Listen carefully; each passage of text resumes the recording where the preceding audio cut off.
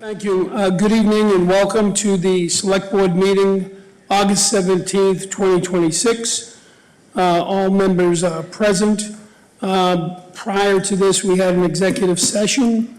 The board met for the purposes of discussing strategy and respect to litigation as listed on the agenda.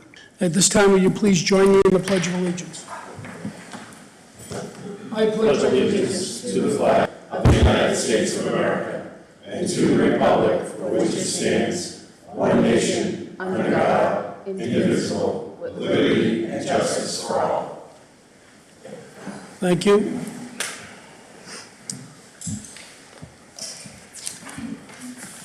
Okay, I'll have a motion for review and sign of payrolls payable warrant out of session. So moved. Second. Motion by Mr. De Palma, seconded by Ms. Maselli. Any discussion? All in favor? That's unanimous. We do not have any minutes today, so we will go right into the appointments. And the first appointment is for a public hearing for discussion for potential revisions of rules and regulations governing the liquor alcoholic license for the town of Wilmington. So do we have a motion to open up a public hearing? So moved. Motion by Mr. De Palma, seconded by Mr. West. Any discussion? All in favor? That's unanimous. And we'll start off by, it's a public hearing, so we'll ask the public if they have any discussion or comments on this.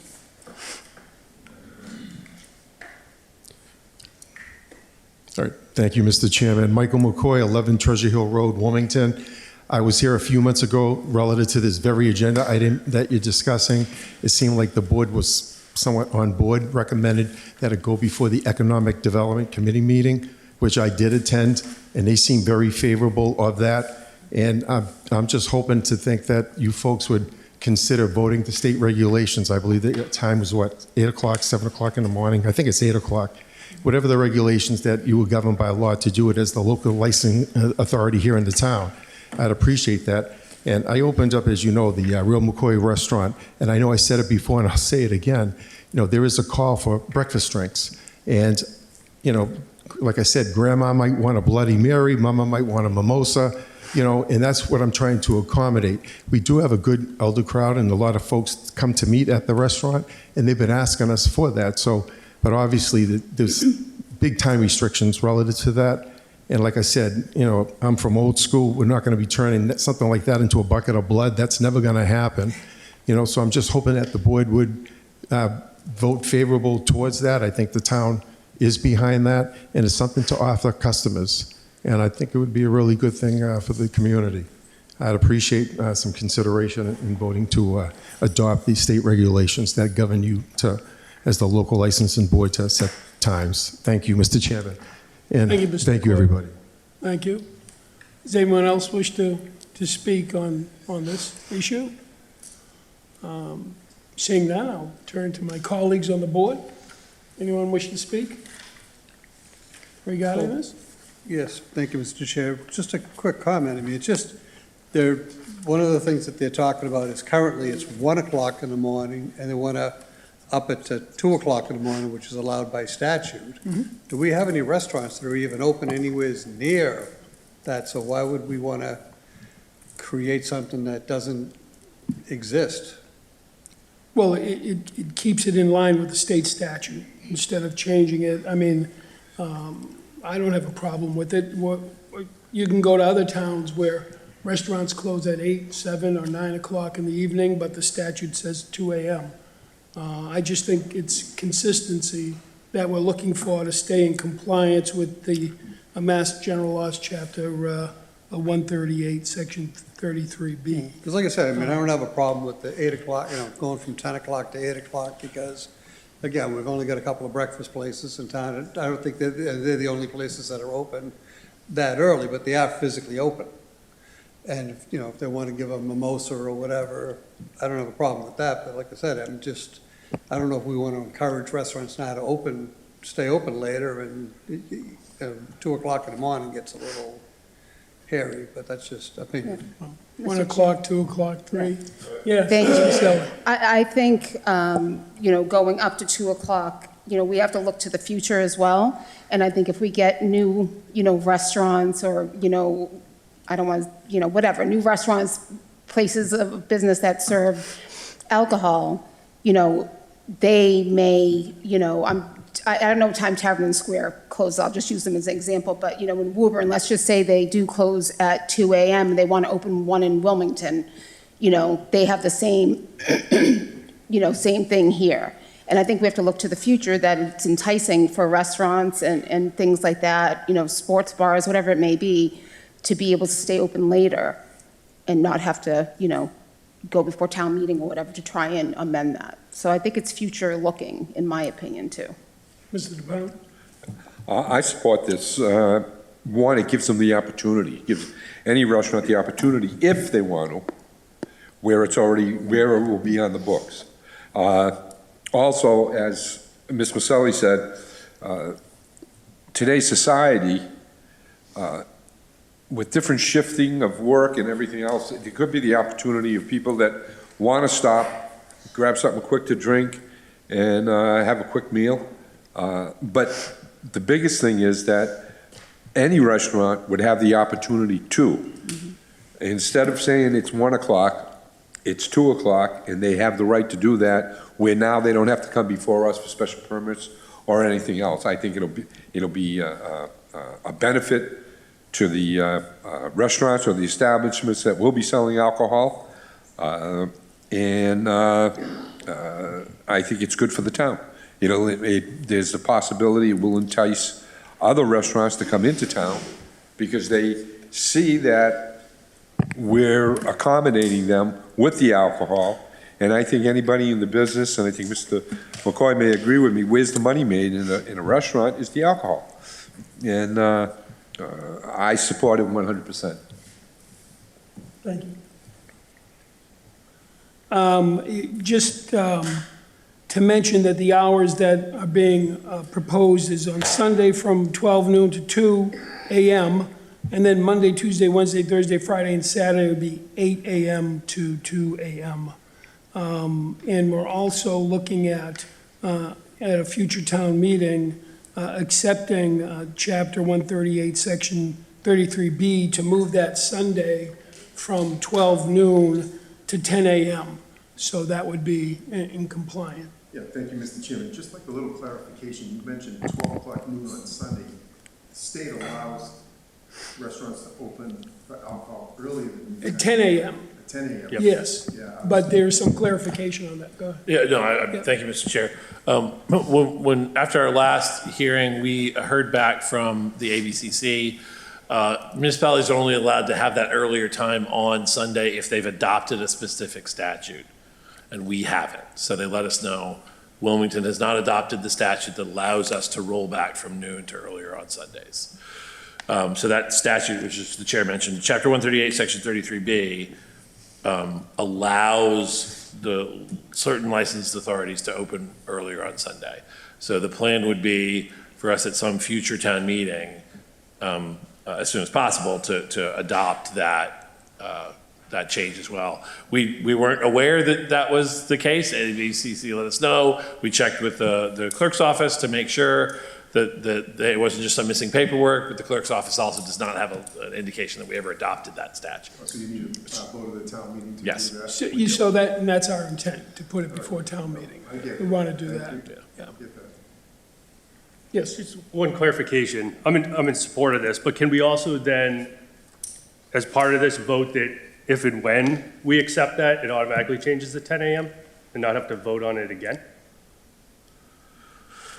That we'll If and keep when- it at state law hours? If and when it's accepted by town meeting. Yes, if and when. But can we make that call now, or do we got to come to another meeting and then do it again? I think that the cleanest way to do it would be wait until it's adopted and then do it again. I understand, but just to make sure that because we'd have to post a notice and people would have to know that we're changing it to All 10. right, fine. Yeah, I just was trying to make it a little easier. There could be a claim that somebody didn't know today, that we're going to take a vote. Sure. For something that could All right, happen in the that's future. fine. Just As you can see, Mr. McCoy, we all want to come from mimosas at 10 o'clock on Sunday, so we're all in favor of it. Absolutely. I'll be drinking water, just to let you know. That's how I am, that's how I work. All right, hearing no other further discussion, I'll take a motion to close the public hearing. So moved. By Mr. De Palma, seconded by Mr. West, all in favor? And that's unanimous. So now we'll look for a motion to accept the new So moved. regulation by... Second. Second. Motion by Ms. Maselli, Ms. Maselli, seconded by Mr. Gerwa. Any further discussion? All in favor? And it's unanimous. Thank you. Thank you. On to our second, we early for the second appointment? About 4 minutes early. Now we're flying along. On to our second appointment, Michael J. Newhouse on behalf of American Outdoor Advertising regarding a public hearing request for special permit to install a billboard at a property located at 155 West Street. Is there a motion? Oh, no, obviously, we need to have the motion. I just wanted to give a little preamble, if that's Before the okay. motion, sure. So, as the board is aware, but folks in the audience and folks at home may not be aware, at the last town meeting, zoning was adopted to allow for one location for a billboard sign along 93. The bylaw that was passed made this board, the select board, the special permit granting authority. So this is not something that regularly comes before the select board. So this is a special permit public hearing as opposed to another public hearing like for an alcohol license or for a regulation, alcohol regulation. That means that because it is a special permit under a zoning bylaw, it is a supermajority. So the applicant is aware they need to have 4 members of the board out of 5 vote in the positive to approve the special permit. And it also, it has appeals through under Chapter 40A as other zoning special permits do. And so I apologize, Mr. Chair, thank you. So I just wanted to kind of clarify, this is something that's like, doesn't usually happen on Monday nights, so just to let folks know. Okay, let's take a motion to open up the public hearing. So moved. Second. By Mr. De Palma, seconded by Mr. Gerwa. All in favor? And it's unanimous. Okay, we will turn to the public. Are there any comments, questions? Oh, I'm sorry, Mr. Newhouse, we'll turn to you first. Good evening. Mr. Chair, members of the board, for the record, Attorney Mike Newhouse with offices at 80 Main Street. I represent the applicant in this case, American Outside Advertising, LLC. I'm joined here this evening with the principal of that company, Stephen Ross. Mr. Ross has extensive experience, as I think the board knows, with the location, the development, and the maintenance of electronic billboard signs throughout the Commonwealth. Before getting into a brief summary of the application, I did want to piggyback a little bit on what the town manager had just pointed out, and that is that the applicant really has viewed its application as a joint venture or a partnership with the town of Wilmington. For folks who may be in the audience or who may be watching that aren't aware of it, the select board actually sponsored Article 30 at the annual town meeting to create the billboard overlay district and to rezone with that overlay district the property at 155 West Street, which is the subject property in the application. Being excited about the project, my client has moved forward with this application concurrently with an application to the Conservation Commission for an order of conditions. We essentially don't want to be the weak link in the town's efforts to bring this matter forward. But as is the case with every special permit application, we certainly recognize that the board is under no obligation or pressure to take a vote or issue a decision tonight. The applicant is ready, willing, and able to move as quickly as the town is, but we certainly recognize that the process is a process that involves review and vetting and feedback from not only the board, but a number of town officials and boards and committees. So With that said, in terms of the application itself, page 17 of the handout is a good point of reference to acclimate folks or to introduce folks to the site.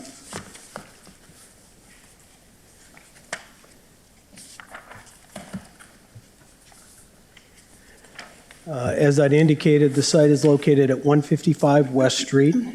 The boundary, as we look at this map to the left, is adjacent to Route 93, and specifically the Route 93 North corridor.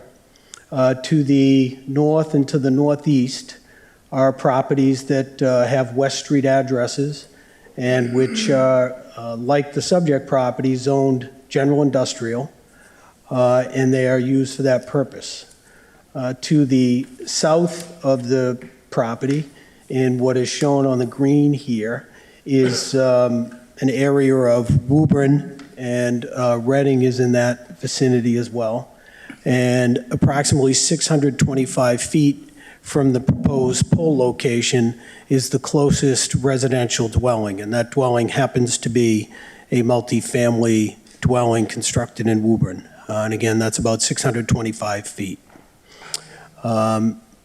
We'll get into the pole location in a moment, but it's worth noting at this point that there is no building other than the building that is currently located at 155 West Street and the building that I'll call directly across the street at 65 Industrial Way. Those are the only two buildings that are within a 500-foot radius of the proposed light pole.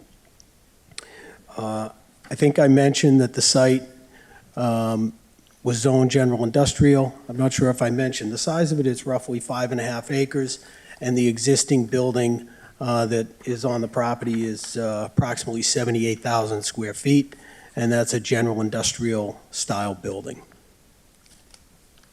In terms of the site itself and what's proposed, page 16 would probably be the best point of reference.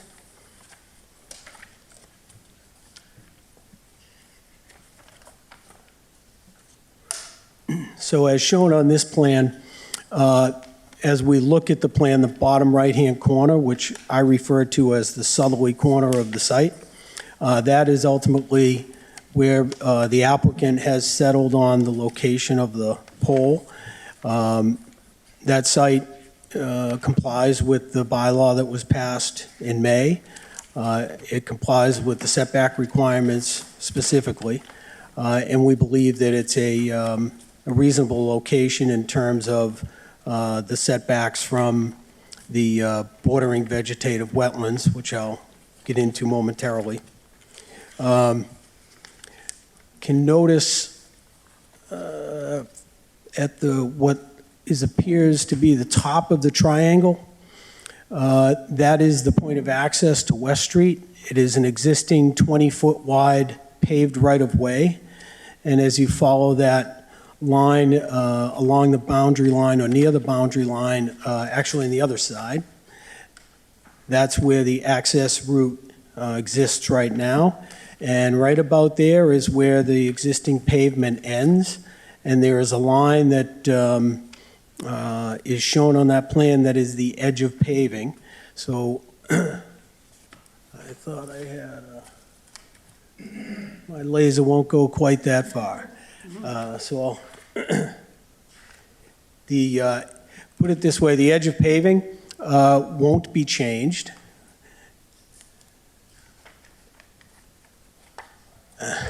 That's okay. I think we want to go to 16 though. Perfect. Okay, so let's see if I can use my words to describe where I mean. At the bottom of the plan, there is a faint line that runs parallel to Route 93 and swings up to the right boundary line, and that's the edge of the pavement. And that pavement will not be changed. The existing grade will be potentially changed slightly. The surveyors have responded to the Conservation Commission's requests for more topographical information And they were out in the field actually today and will continue to be. And we expect to provide that additional topographical information to the Conservation Commission at its hearing on September 2nd. For our purposes tonight, the board should be aware that there are no changes to associated parking, all of which are located between the building and the current edge of the pavement. And the access ways and maneuvering aisles will not be changed, nothing will be restriped. There's really no changes at all to the internal circulation of the site. I had noted that the applicant is before the Conservation Commission. That is one of the numerous regulatory processes and obligations that the applicant is moving through. It is worth noting that in this case, the resource area, which is the basis for having to file the notice of intent and to obtain an order of conditions, is actually a stormwater basin that was constructed prior to a particular point in time. Don't hold me to it, but I believe it's 1996. The rules changed a bit. If the stormwater basin was constructed prior to that date, then it is considered a resource area that is jurisdictional for the Conservation Commission. Had it been constructed after that time, we actually would not even have to go to the Conservation Commission. But, rules change and you change with the rules. So the applicant is seeing its way through that process now. Page 11 is probably a good reference point for the sign and the pole itself. The dimensions, as shown on that slide, are 48 by 14 feet, which totals 672 square feet, which is precisely the size permitted under the new bylaw. The height of the pole is proposed to be from the finished grade of the ground up to the top of the pole to be 85 feet. And if I remember correctly, the width of the sign is a very modest 8 inches or so. If I remember. Does that sound right? The width of the cabinets of the Yes. lighting? Yes, maybe 8 to 9 inches. 8 to 9 inches, okay. In any case, the specifications that are more detailed in the application are subject to the review and the approval of the building inspector. We can say that the proposed signage meets all of the industry standards, all the regulatory standards of the Commonwealth. We believe all of the standards of the town, but certainly the building inspector will make sure of that. In terms of lighting, again, essentially the report that is very scientific and dense, that's the report that we've submitted, essentially stands for the proposition that the illumination from the sign will be directed at the highway, and that the standard unit of measurement falls within industry standards and regulatory standards. And for what it's worth, those standards are 7,500 nits, N-I-T-S, in the daytime and 300 nits at night. But I think more importantly for the board, those measurements fall within industry and regulatory standards. Whenever the board sees fit to close the public hearing, which certainly need not be tonight, there's plenty of time under the statute for the board to take in as much information as it wants.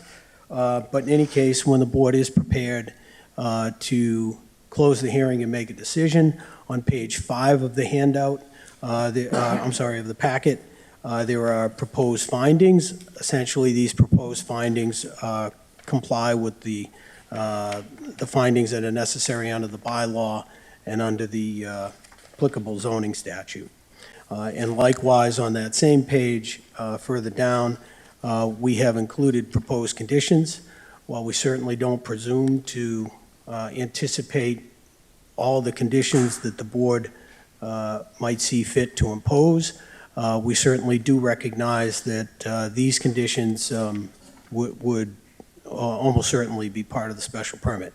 And those conditions would be that the Conservation Commission issue an order of conditions, and that those conditions would be incorporated into the special permit by reference, that the special permit would be subject to stormwater management permit and applicable local regulations, as would the final construction plans and every facet of the design and construction of the site. So I think that gives an overview of what the applicant proposes. And as we proceed through the Conservation Commission hearings and the other permitting processes, we expect that all of those conditions will be included in the special permit whenever the board takes action. Thank you. Thank you, Mr. Newhouse. Does anybody in the public wish to speak or ask questions? Yes, just for the record, state your name and address. Rob Fasulo, 28 Marjorie Road. Got a couple of questions for you, and got one other thing. What is the purpose here today? Are you guys planning on taking a vote? Is it going to be continued? What do you envision? That will be up to the board to decide that, not just me. So I- I don't know the answer to that question until we get to that. Okay. I noticed on the permit, the application itself, there was no date. What was the date of that application?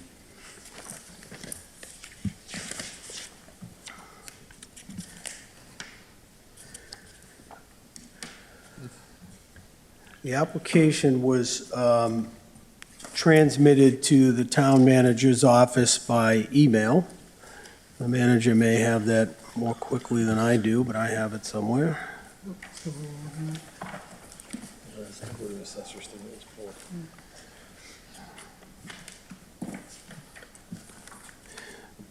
Tuesday, July 28th. Oh, I apologize. That's- I'm sorry, July 28th? July 28. All right. And one more quick question. Mark Rich and Jonathan Eichman, is that the town council? Two members of KP Town All Council. right. I'd like to read this for the record. I was kind of surprised that it wasn't part of the packet here. This is a letter dated August 3rd from the Attorney General's office. I'm not going to read the whole thing. I'm just going to read regarding Article 30. By agreement with Town Council pursuant to General Law, Chapter 40, Section 32, we've extended our deadline for a decision on Article 30 for 60 days. Our decision on Article 30 will now be due October 15, 2026. The signed extension agreement's attached. I also like to read that for the record. It was sent to Attorney Rich and Eichman pursuant to the requirements of General Law, Chapter 40, Section 32. The Attorney General and Town Council are authorized to extend the 90-day period provided for the Attorney General's review of town bylaws for not more than an additional 90 days. This letter serves to satisfy the requirements of General Law 4032 in light of our need for a time to further discuss the proposed bylaws' consistency with state law. We hereby jointly agree to extend the Attorney General's review period of Article 30 for an additional 60 days. Our decision on Article 30 will now be due on October 15, 2026.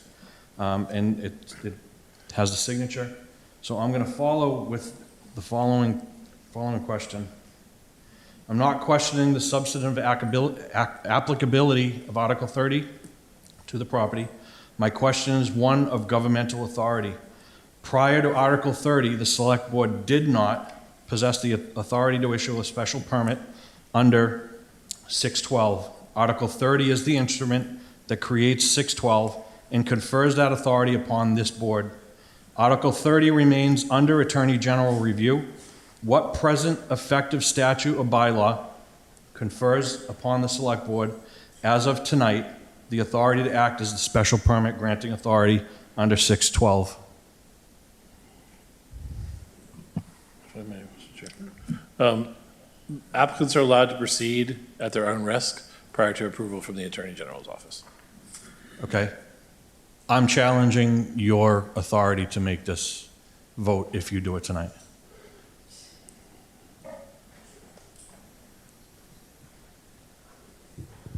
Suzanne Sullivan, 60 Lawrence Street. I'm sorry, but I don't find that a satisfactory answer. This board does not have the authority to act because that article has not passed. It is not a real article. It hasn't changed the bylaws. That bylaw is not in effect until it's approved by the AG's office. You do not have the authority to act on this matter tonight. Plain and simple.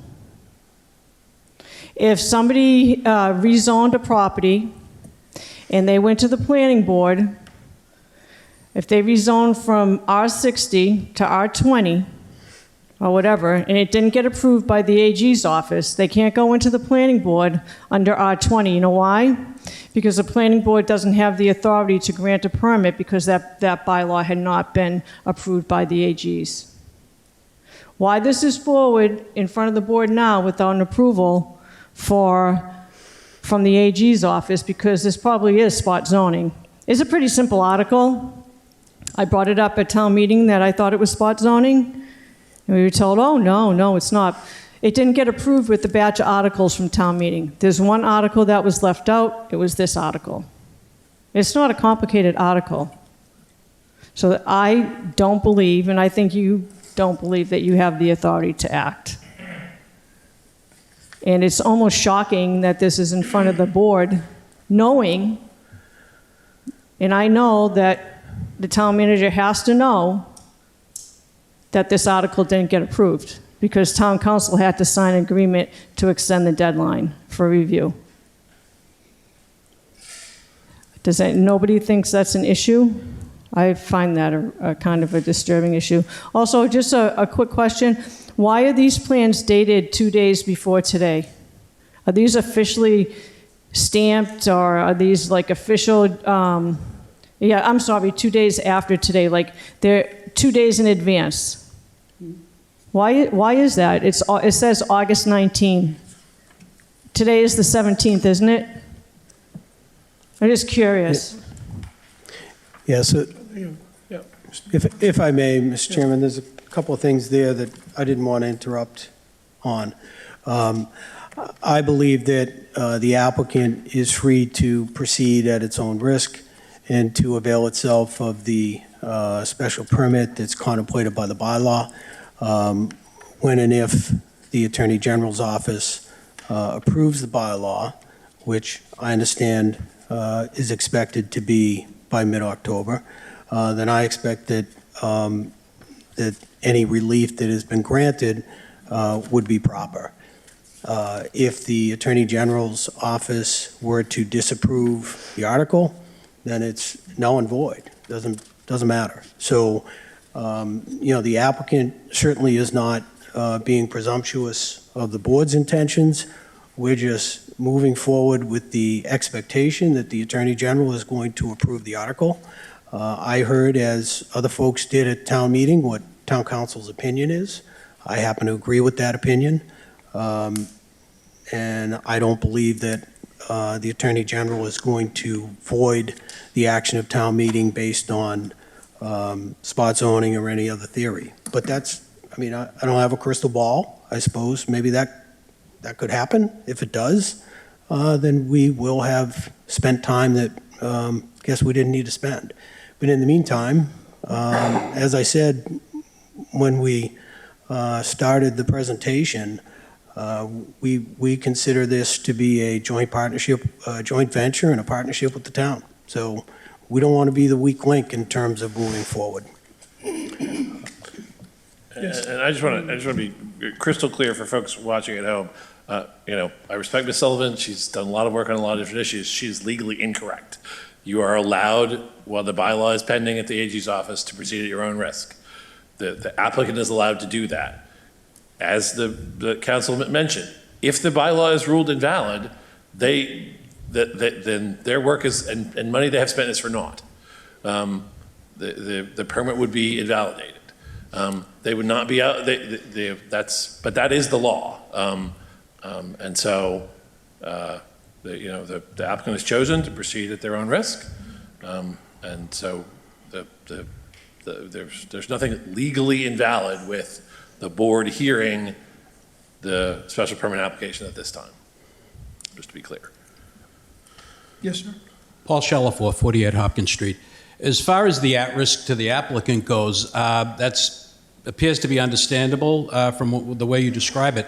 But I think the question that's been put forth by Mr. Fasulo and Ms. Sullivan is that does the board have the authority to do that? And where does that derive from if, in fact, this has not been approved by the Attorney General?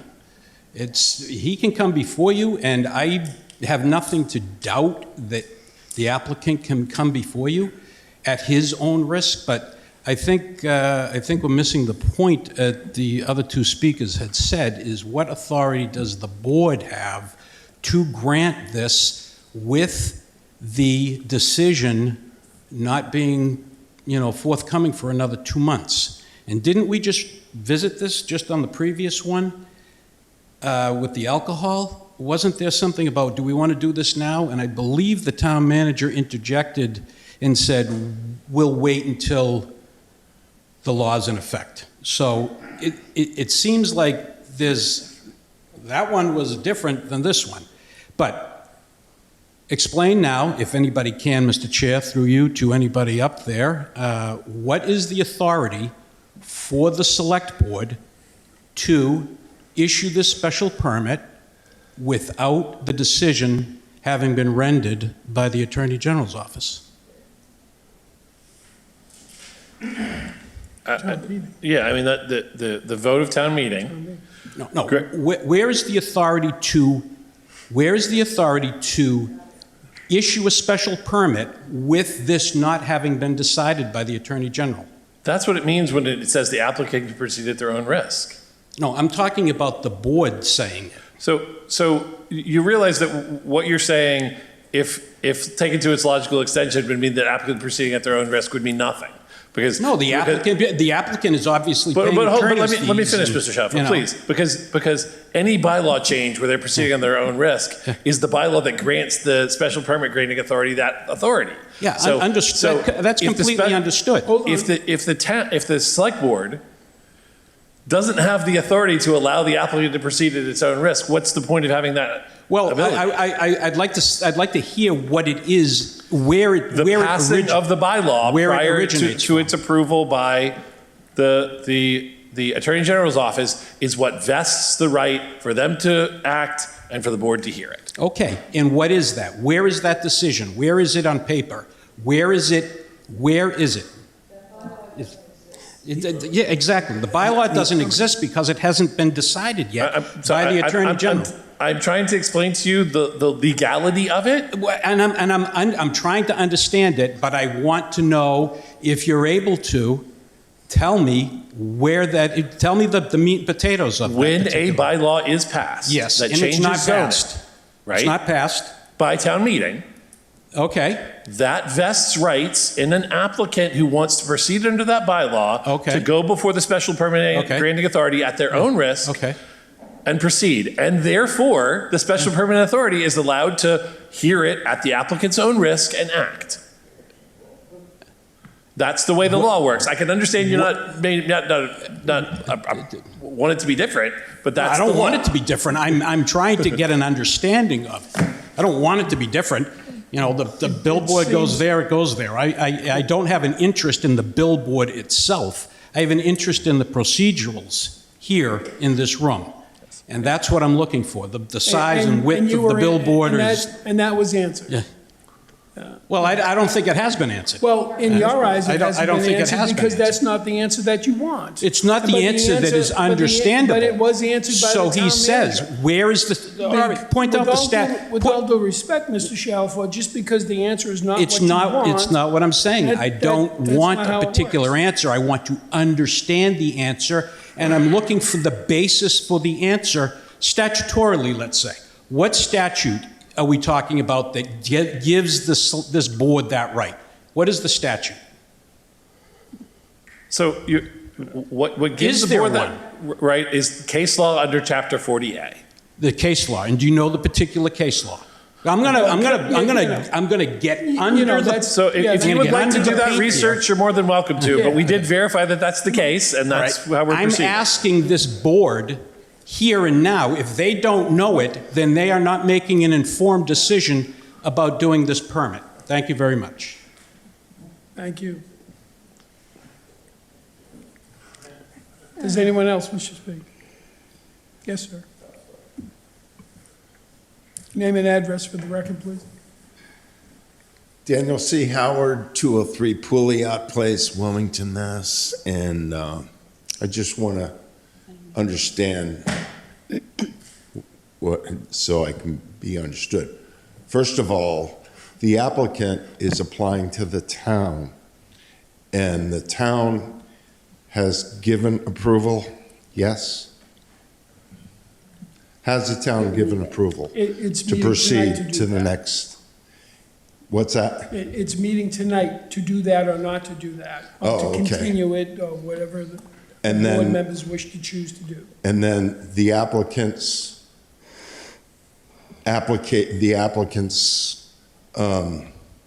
application is subject to the town's approval, and then the town and the applicant is subject to approval by the Attorney General, by the state. Yeah, just to clarify, I don't want, the town is, I don't want to say the town because that's not really specific. There's a special permit they're required to get from the select board. They're Okay. also required to get approval from the Conservation Commission. So right now they're before two separate town boards. But who are they subject to? Who is the applicant subject to? The applicant is subject to the approval of, The select board, no, the first. Conservation Commission, and then at the First they state, need- the outdoor advertising. No, but first they need a department's approval from what, the Conservation Department? Yes? No, At some point? no, I mean, it gets reviewed by internal staff, and they provide comments, but the approval vests with the select board and a separate approval for a notice of intent with the Conservation Commission. Okay, so they're subject to those two approvals. Yes. Okay. And then they have to go to the And state. And then the town being those two approvals, correct? Or just the one approval, which is the town? Well, no, again, that's why I don't want to use the town. That's a little confusing. The select board will or will not give them a special permit. And then the Conservation Commission will or will not give them a notice, an order of conditions. Each of those are appealable by abutters or citizens. Okay, so those two entities go to the state? Well, no, they're appealable to court if somebody doesn't like what the select board or what the Conservation Commission has done. And separately, in order to put up a billboard, you have to go through a state process. Okay, so it's subject to, see, subject to is a legal term. You do, everyone understands that, right? What is subject to, it's basic business law 101, being subject to, the applicant is subject to the board, this board and the Conservation Board, and the decision by this board and the Conservation Board is subject to the approval of the Attorney General, which, No. well, who in That's the not state are they subject to? So again, those decisions would be appealable to court. But I'm just saying if they're appealed and they're negated, it's end of story. It has to go back to the beginning. If it's appealed and it's sent through, okay. I know a judge stands in judgment of the application, but what I am saying is, aside from any appeals process, Right. at the end of the day, the applicant needs the approval of the two town boards. Yes. And, The approval of the outdoor advertising board at the state. okay, that's it. So the question that came up was, does this board have authority to make that, to approve the application as it stands now? That was a question by Mr. Vasullo and Ms. Sullivan. Yes or And no? Mr. That was a yes or no Michelle. question. The board has the authority to approve this or deny the request? Yes or no? Correct. Okay, They do. thank you.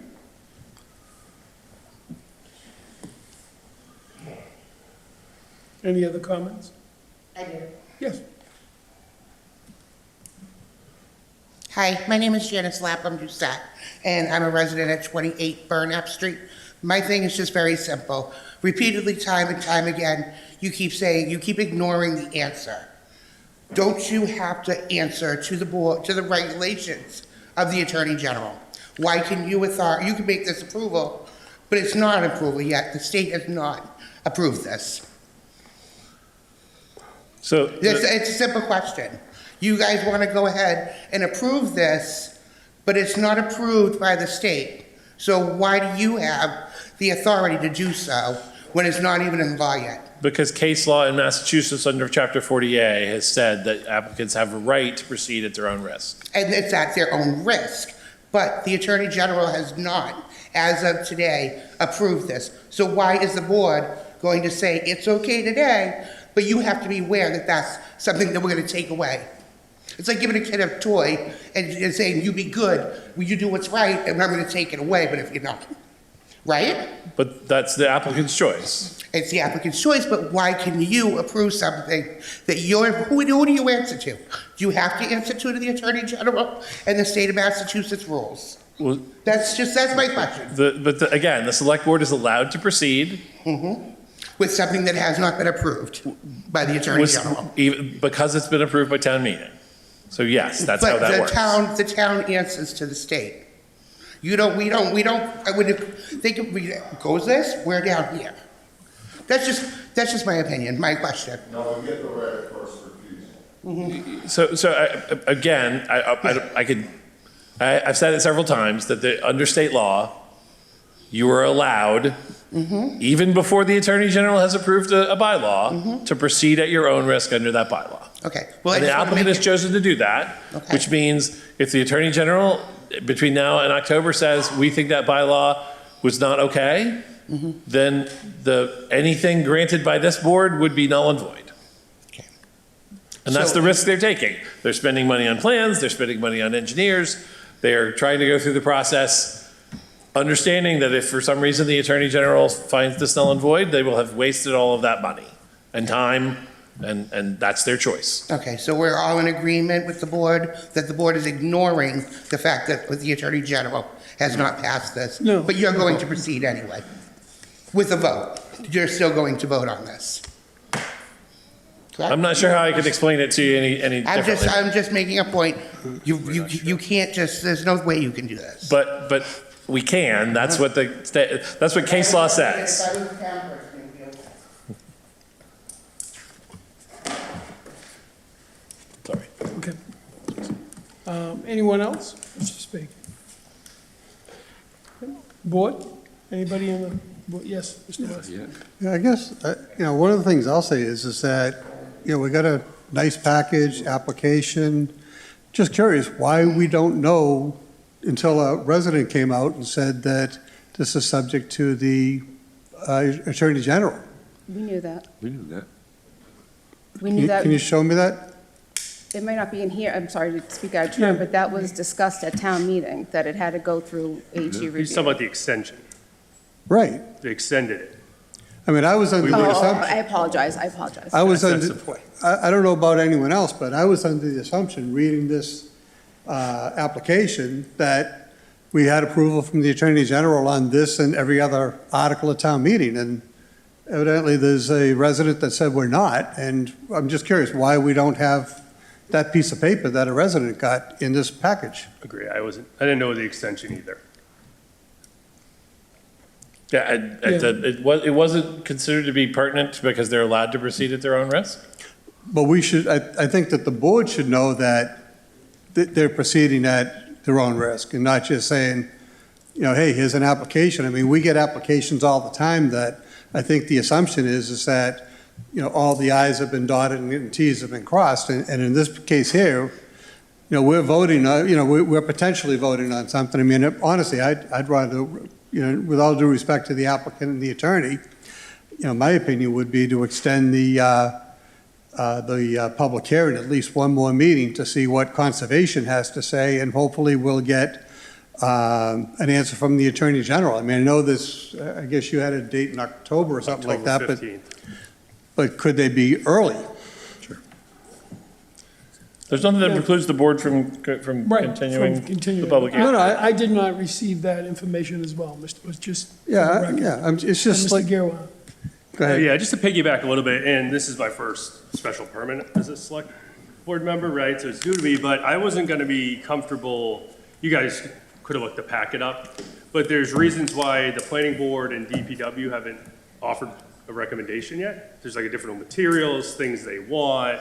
You also have conservation. So I gotta just say, like, I wasn't planning on, and I'm not comfortable approving it until some of that stuff gets sorted out. That was my initial reaction out of everything. Everything else I get, like, it's compliant, it's fine. Like, I'm okay with the project, but I'd like to see their recommendations on it, regardless of what was brought up by people in the audience. So just to clarify, just real quick, I did get an email from Valerie Gingrich as a follow-up to her, late this afternoon, as a follow-up to her memorandum, that the applicant has submitted documentation in response to concern number 1 and concern number 3 in her memorandum. So 1 and 3. they've clarified that information, but again, that hasn't clarified all the questions that were from the planning If I board may, or from Mr. the Chairman? engineering. I'm sorry to interrupt, if I may. Yeah, Mr. Just hearing a couple of comments that are being made.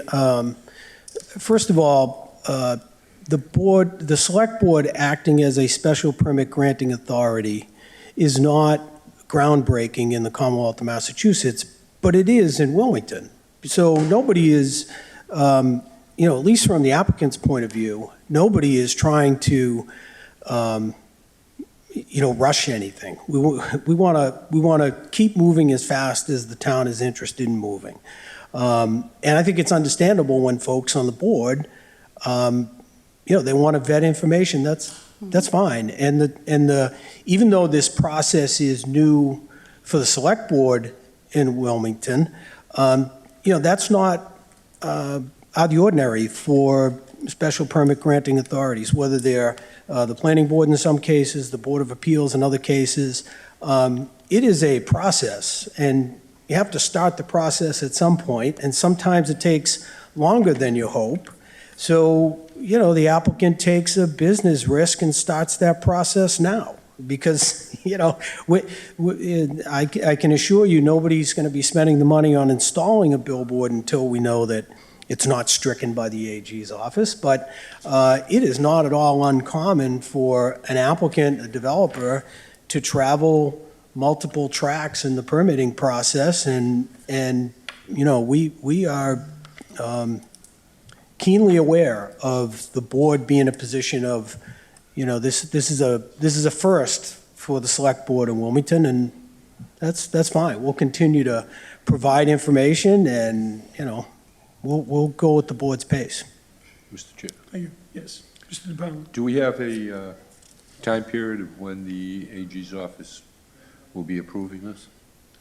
I believe The deadline it has says been October. 15th. October 15th, it is? That's the deadline of the extension. So it could be any time before that. Correct, right, yes. It could be. Any other discussion? Mr. Chairman, Yes. that's why, like I said, is that I'd like to see that we continue the public hearing.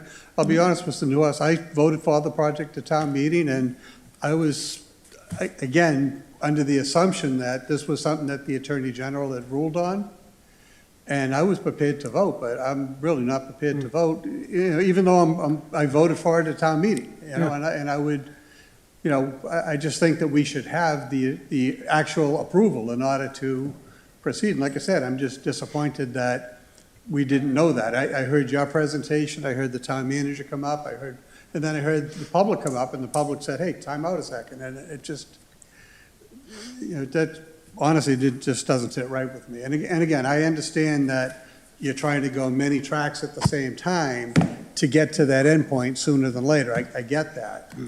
But it's just, as you said, it's kind of groundbreaking for Wilmington, or at least this board of Wilmington.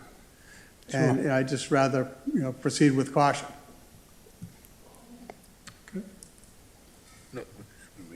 right? So I'm looking for a motion. If it's your choice to continue I make a motion that we continue to the next meeting. to the next Yeah. meeting. I'll second that. Okay, it's a motion by Mr. De Palma, seconded by Ms. Maselli. Any discussion? Well, would it be subject to Attorney General approval?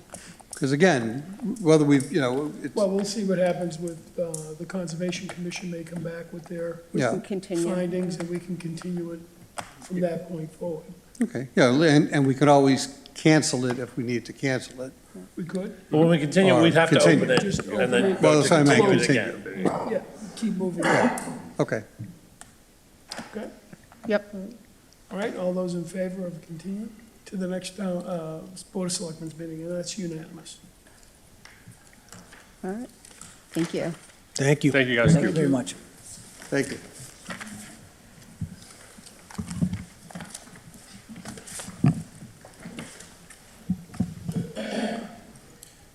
Okay, our next appointment is with James Cass, President of Oak and Iron Brewing Company, requesting a one-day liquor license for a celebration at the property of the Senior Center, 130 Main Street, from farm to fork celebration. Good evening. Hi.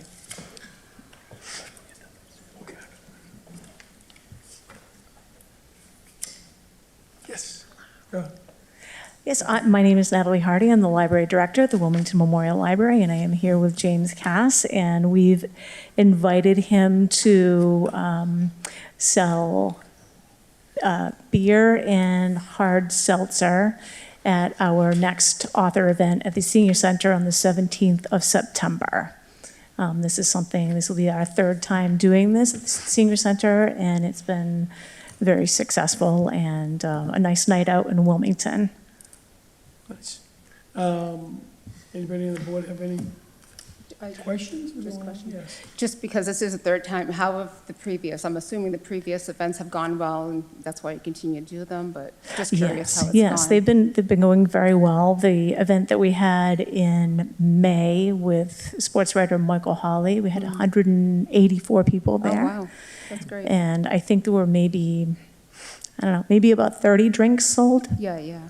for that crowd. Yeah. So not a wild party, but a really nice evening and a nice turnout. Yeah, nice turnout, so it's a nice option to have, so that's great. Absolutely. Good, Yeah. glad to hear it. Did you say 184 people? Yeah, Yes. Oh. that's great. Now, it says farm to fork, so is there food being served?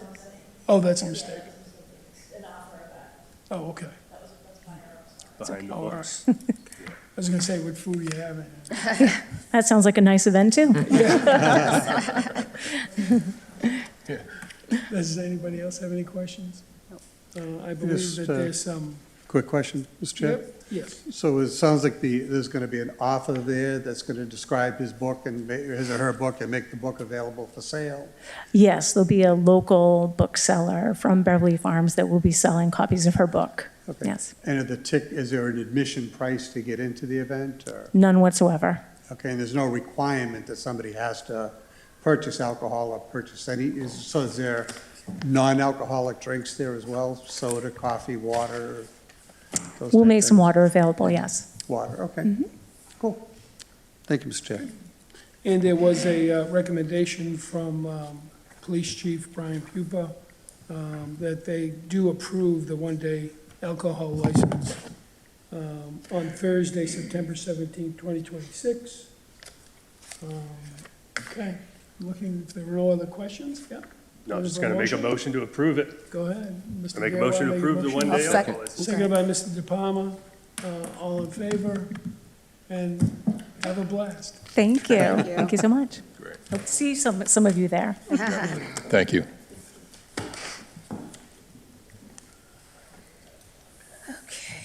Next appointment is at 7:40, and we're beyond that, so I guess it's okay to have it. It's with Joe Maselli, the chairman of the Wilmington Economic Development Committee. Mr. Maselli? Thank you, Mr. Chair, Madam Vice Chair, members of the board, good evening. Sorry. Oh, yeah, I'll make your life a little easier tonight.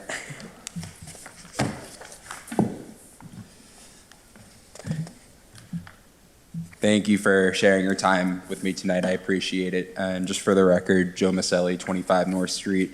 I come to you tonight as the chairman of the Economic Development Committee. So I'll get my handy-dandy slides up. So just my presentation for tonight is more of an overview of what the committee's been working on over the last 6 to 8 months. I was here earlier this year presenting on the alcohol rules and regulations, which we'll talk a little bit about tonight, but just wanted to go over some things the committee's been meeting about. And just to give an update on our meeting cadence, we've been meeting pretty much every month on the third Tuesday of each month. We skipped July to give people off a little bit in the summer, but we'll be meeting tomorrow actually in this room at 6:30 p.m. So I'm looking forward to having the committee back after a short summer recess. So just to go over tonight, like I said, it's more of a sampler, but I'll be talking a little bit about the outcomes we've seen from the alcohol rules and regulation updates. I'll also be talking about some possible town common rule changes that we haven't really talked about as a committee yet, but I did want to give the select board a preview of what we're kind of looking at and some preliminary things we're looking at with those rules. One thing we've been talking about a little bit, and we'll be actually talking about quite a bit tomorrow night as well, are updates to the principal use table. And we've also, for a couple months now, been talking about the parking rules and making updates to those within the zoning bylaw as well. And two other things I'll finish at the end with is the ongoing community survey and then a draft committee charter that we briefly talked about at our June meeting. So just to go over as a quick reminder, with our alcohol rules and regulations, the select board unanimously approved our recommendation to comprehensively update these rules, which was the first update in over 50 years. And what this change does, just for those at home, it really took away some regulatory barriers. It expanded service hours, as we also did tonight as well once again, and it really just puts Wilmington up to date with our surrounding towns. So like I mentioned, and we just saw earlier tonight with the public hearing, we pushed back hours to start at 8 a.m. and expanded the hours to 2 a.m. as well to comply with the state statute as well. And like I said, we've seen some early outcomes as well. For example, Tremezzo extended their Easter brunch to start at 10 a.m. Previously, they could only start at 11 a.m., so that was great to see. And then with the Real McCoy as well, in the works of serving breakfast and lunch beverages as well. So we're already seeing some outcomes here in town with these rule changes. One thing we have not really talked about with the committee, but I've had some early conversations with Mr. Girwar and then Patrick Giroux, who's also on our committee, and he's the president of the 4th of July committee, are some updates to the town common rules. So we've been looking at this in regards to events that are on the town common, but also since we were kind of talking about alcohol for the last year and a half, we've noticed some overlap here to possibly make some positive change. So we've been talking about a draft of a new set of town common rules that would really tie a new policy to Massachusetts general law and home rule charter. And we'd also be really updating a lot of the more intricate details, such as permitting expectations and introducing more scalable requirements such as certificates of insurance, bond deposits, police details, and custodial coverage.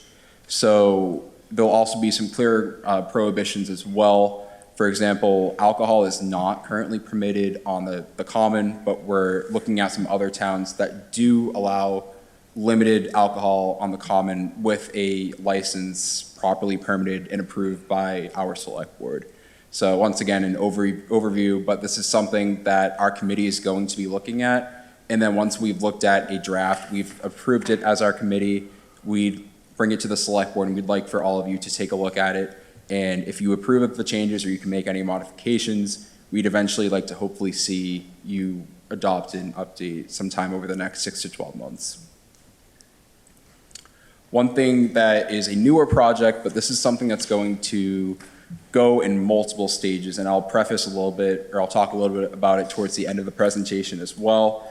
But Mr. Girwar and Suzanne Sullivan on the committee as well, they've been focusing on a targeted review of the principal use zoning table with, right now we're focusing on 3 types of zoning, general industrial, highway industrial, and light industrial districts. And with those folks not as familiar with the zoning use table, it really breaks down the different uses permitted within each zone, whether it's not permitted, whether it's permitted by special permit, or it's allowed by right, to give a quick overview.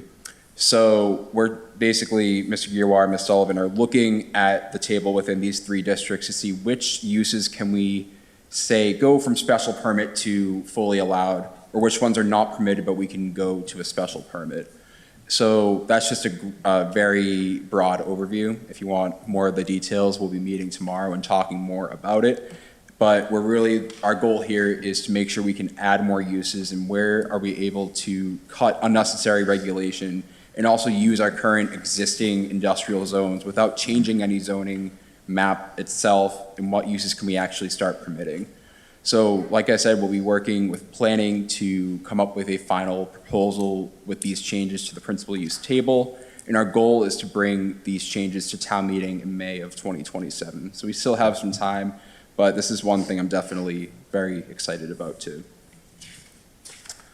Another topic we've been talking about, and this is a very technical topic, I will say, I'm slowly becoming an expert in parking rules, but to water it down for everyone else, we're basically taking a look at parking rules within the zoning bylaw to see where, once again, like the rules and regulations, where can Wilmington catch up compared to its peers in surrounding towns? Our goal here is just when we look at town in general, we see a lot of parking in some buildings that, say for example, 20 years ago, there was a use for excess parking, but now 2026, I think of office buildings for example, with more people working from home, you're gonna have a lot of parking lots in town, and we do, that are not being utilized like they used to 20, 30 years ago. So we're trying to see where are we able to see excess space in town with parking, and we can modify the rules a little bit to either allow for different uses where there is more parking. We also want to make sure any of these changes that we make, we're not overbuilding unnecessarily either. That's not something we want to strive for in any way. But we just want to make sure we're kind of up to date with surrounding towns when it comes to parking rules from a broad standpoint. And we've been doing some benchmarking as well, namely Wakefield, Burlington, Billerica. We looked a lot into Tewksbury as well, since they have a lot of similar industrial uses to Wilmington. So this is a technical review. I can't say if we'll have a formal proposal ready for town meeting next year, but it's something we're definitely taking a fine-tooth comb through, and wanted to mention this to the board as it may become a topic of conversation for next year. On a slightly more fun note, and this is something where everyone can get involved tonight if they wanted to, is we're doing a community survey online through mid-September. For those who are familiar with our committee, back in 2020, the committee ran a similar survey to really understand residents and those who work in Wilmington, their preferences when it comes to shopping, dining, and commercial activity, understanding what people would like to see more of here in town. Because especially in that survey too, we learned, and this is no secret, a lot of people, or a lot of residents, people who work in Wilmington, they'll go outside of Wilmington for dining, for entertainment, etc. So we want to understand where people are thinking now and also identify those trends from 2020 to 2026. We've also included a couple of questions within the survey as well for those who work hybrid, remote as well, understanding if there's any opportunity we can capture from that population in enhancing what Wilmington has to offer. So our goal is to leave the survey open through September, and then we're going to take time in the fall to look over the survey results, look at the trends, any shifts from 2020, and we plan to publish our findings later in the fall. So for those watching at home, you can find the survey on our committee's website, and it'll take you right to that survey. It takes 5 minutes or less. Any feedback we greatly appreciate. And one final thing we've been working on as well, this is on the lower level of things, but one thing we were looking at is, and mainly thanks to Mr. Giroir for bringing this up earlier this year, is creating a committee charter. So just to give some background here, back in 2019 when the committee was formed, there was a mission statement and purpose to kind of found the committee, if you would.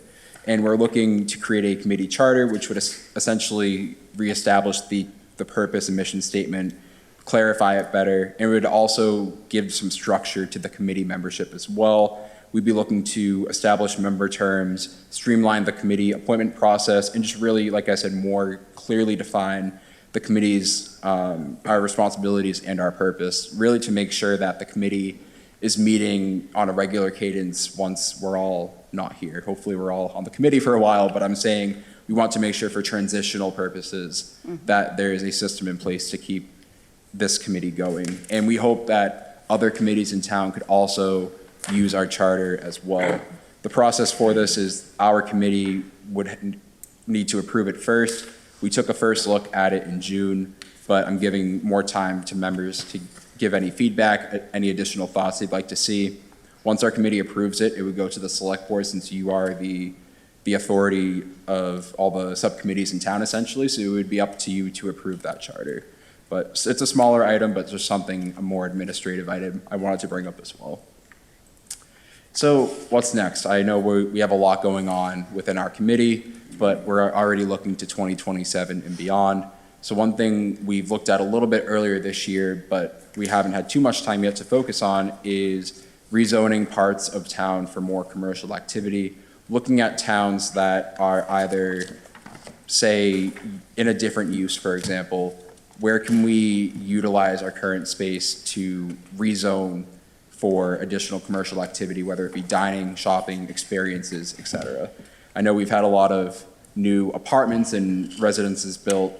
I'm not in the business of looking to zone for that, but I'm looking to zone in areas where Wilmington residents can go places to dine, to shop, to eat, because that's really our goal, to bring more of that in town instead of folks leaving town to do all those things.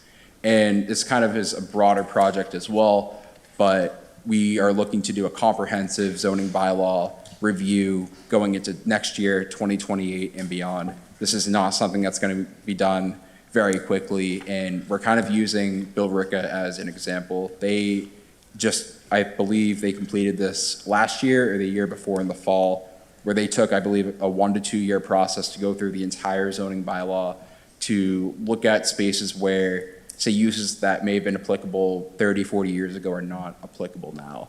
So it's going through line by line, seeing if there's any red tape over regulation we can cut, but also making sure our zoning bylaws are currently protecting Wilmington in the ways that they need to in 2026. So I know that was a lot, but I just wanted to give an update. I appreciate this board sharing your time with me tonight, but we're looking forward to continuing working with the select board. And like I mentioned, we meet the third Tuesday of each month right here in this room. So we're looking forward to our work, and I thank my fellow members as well for their hard work, their dedication, and giving up their Tuesday nights as well. So I appreciate it again, and if this board has any questions, I'm happy to take them at this time. Thank you, Mr. Maselli. That was a fine presentation. Thank you. And just going back a page or two with the committee charter, be interested to look at that, because prior boards have grappled with setting up terms for people. I know when I first came in, members of the Board of Selectmen there would be a committee set up. Each member got a chance to appoint a member, and now select board members have since gone, but the people that they appointed are still on there. And is that really appropriate, or should the new person come in and get the opportunity to appoint a person, or should there be terms? I believe there should be terms. Once they're appointed, it should be a 3-year term. And then they can get reappointed by that authority or not. That's my feeling.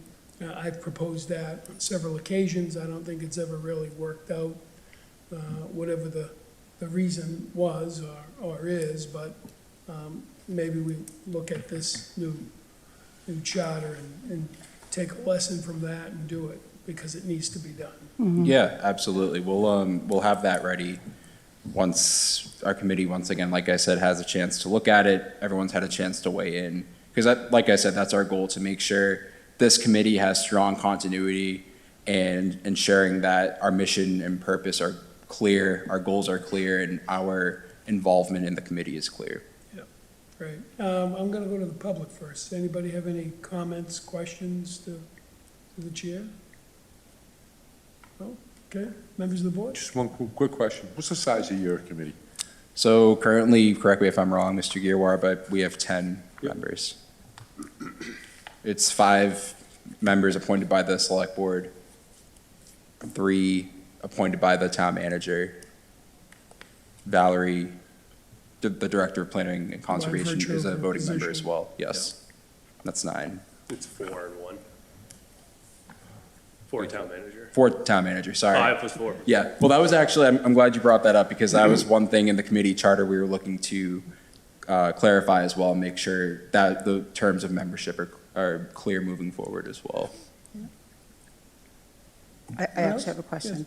On the parking, and this may be beyond the committee's purview, but will you also be looking at like residential streets on that? Or is that, I don't know, just curious if that. It's more, so the answer is no. That's more of parking lots we're looking at relative to what the building use is, the square footage of that building, the zone in which that building and the parcel, the parking lot is in. But we won't be looking directly at residential streets per se. Okay. But we're happy to look into the parking rules as they pertain to being near residential ways and making sure we're not adversely impacting residential Right, areas. right. That's kind of, I just think that might get kicked off like from the, I think it's great, but I'm thinking like, somebody, I'm trying to think of a road near something. But if somebody lives, say like Red Heat, there's residents on that street, you know what I mean? Whatever, the parking lot. I just, it'd be good to just kind of review those type of things, just where residents are near those kind of commercial or industrial places. And then you would also with that, because right now parking's determined obviously by square footage and all that stuff, but you bring up a good point with the, hybrid situation of a lot of workplaces that, it's something to consider, because not many places are, people are not in 5 days a week, Absolutely. So, no, One that's it. thing as well, another factor, and like I said, this is a learning opportunity for myself as well, is kind of looking at time of day demand, where we have to look at the use of the building on the lot and also what times of day are those parking lots most being used. And one thing I think we talked about in committee were banks. You can probably imagine banks are busy from, say, 9 to 4:30 p.m., but from 5 p.m. to 8 a.m. the next day, those lots are empty. Right. So we're not saying we're going to build more in one lot, for example, but we need to also look at the time of day demand as well. And there are some formulas that other towns use in coming up with what parking minimums are, parking maximums are, but it's a lot of very complex factors. So that's why I don't think this is something that will be done very quickly, but it's also a huge factor in just any town's, any city's commercial development, really. Yeah, and along those lines, and that was what I was listening to when you said that people are working hybrid, or remote, whatever, and some parking lots are empty. Are you suggesting that then we allow them to put buildings on those parking lots because they're empty? Because at some point, they might need that parking in that building if there's a different reuse for it. True. Right, it's not. So why, we don't want to all of a sudden have a building and buildings and, Right. at least. No, it's a good point. It might be that easy, it's not, but that's not what we're trying to do or achieve, but rather it would be more from a parking maximum or a parking minimum standpoint. If we're factoring in, for example, how many people are in such building on an average every day, that's kind of, we need to look at the new formulas from that point of view. So it's not saying, oh, your parking lot is 10,000 square feet, we're gonna make it 6. It's not a straightforward one-stop solution, but we're looking at average demand and how that can kind of factor in long-term into our parking rules per se, if that kind of makes sense. One of the things, that we were trying to do about this, I'm not on this project specifically, but is giving a little more of an optionality to the property developer based on what they know in the business they're putting in. because they'll have a better idea if they need the parking or they don't, or they're doing it or they don't, versus like right now, it's like, it doesn't matter, you need this based on square footage, this no matter Right, what, even if right. you know it's gonna be half empty all the Yeah. time. And you just got a bunch of empty pavement everywhere, which doesn't look good to anybody, you'd rather be green space or lawn or something, or Right, maybe right. something else, but like a small bank, I don't know. But there's a lot of it where it's so, like, you just have to, no matter what, based on this stuff, there's zero leeway or zero to adjustment based on the actual business, that there was some thought going into that too, to allow the property developer to have a little more say in what they think they actually need for what they're building.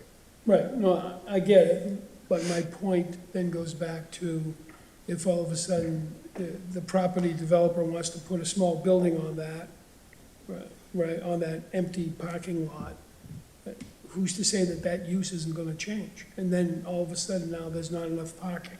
Right. Because, you know what I'm saying? You have a bank, maybe the bank turns into a restaurant, and you need that parking.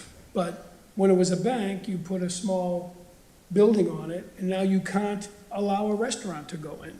So you know what I'm saying? So that's gonna have to be, But that ultimately falls on the developer and trying to find tenants and their problem, right? People aren't gonna go there if they can't find parking. We used the Woburn, well, I call it the Woburn Mall.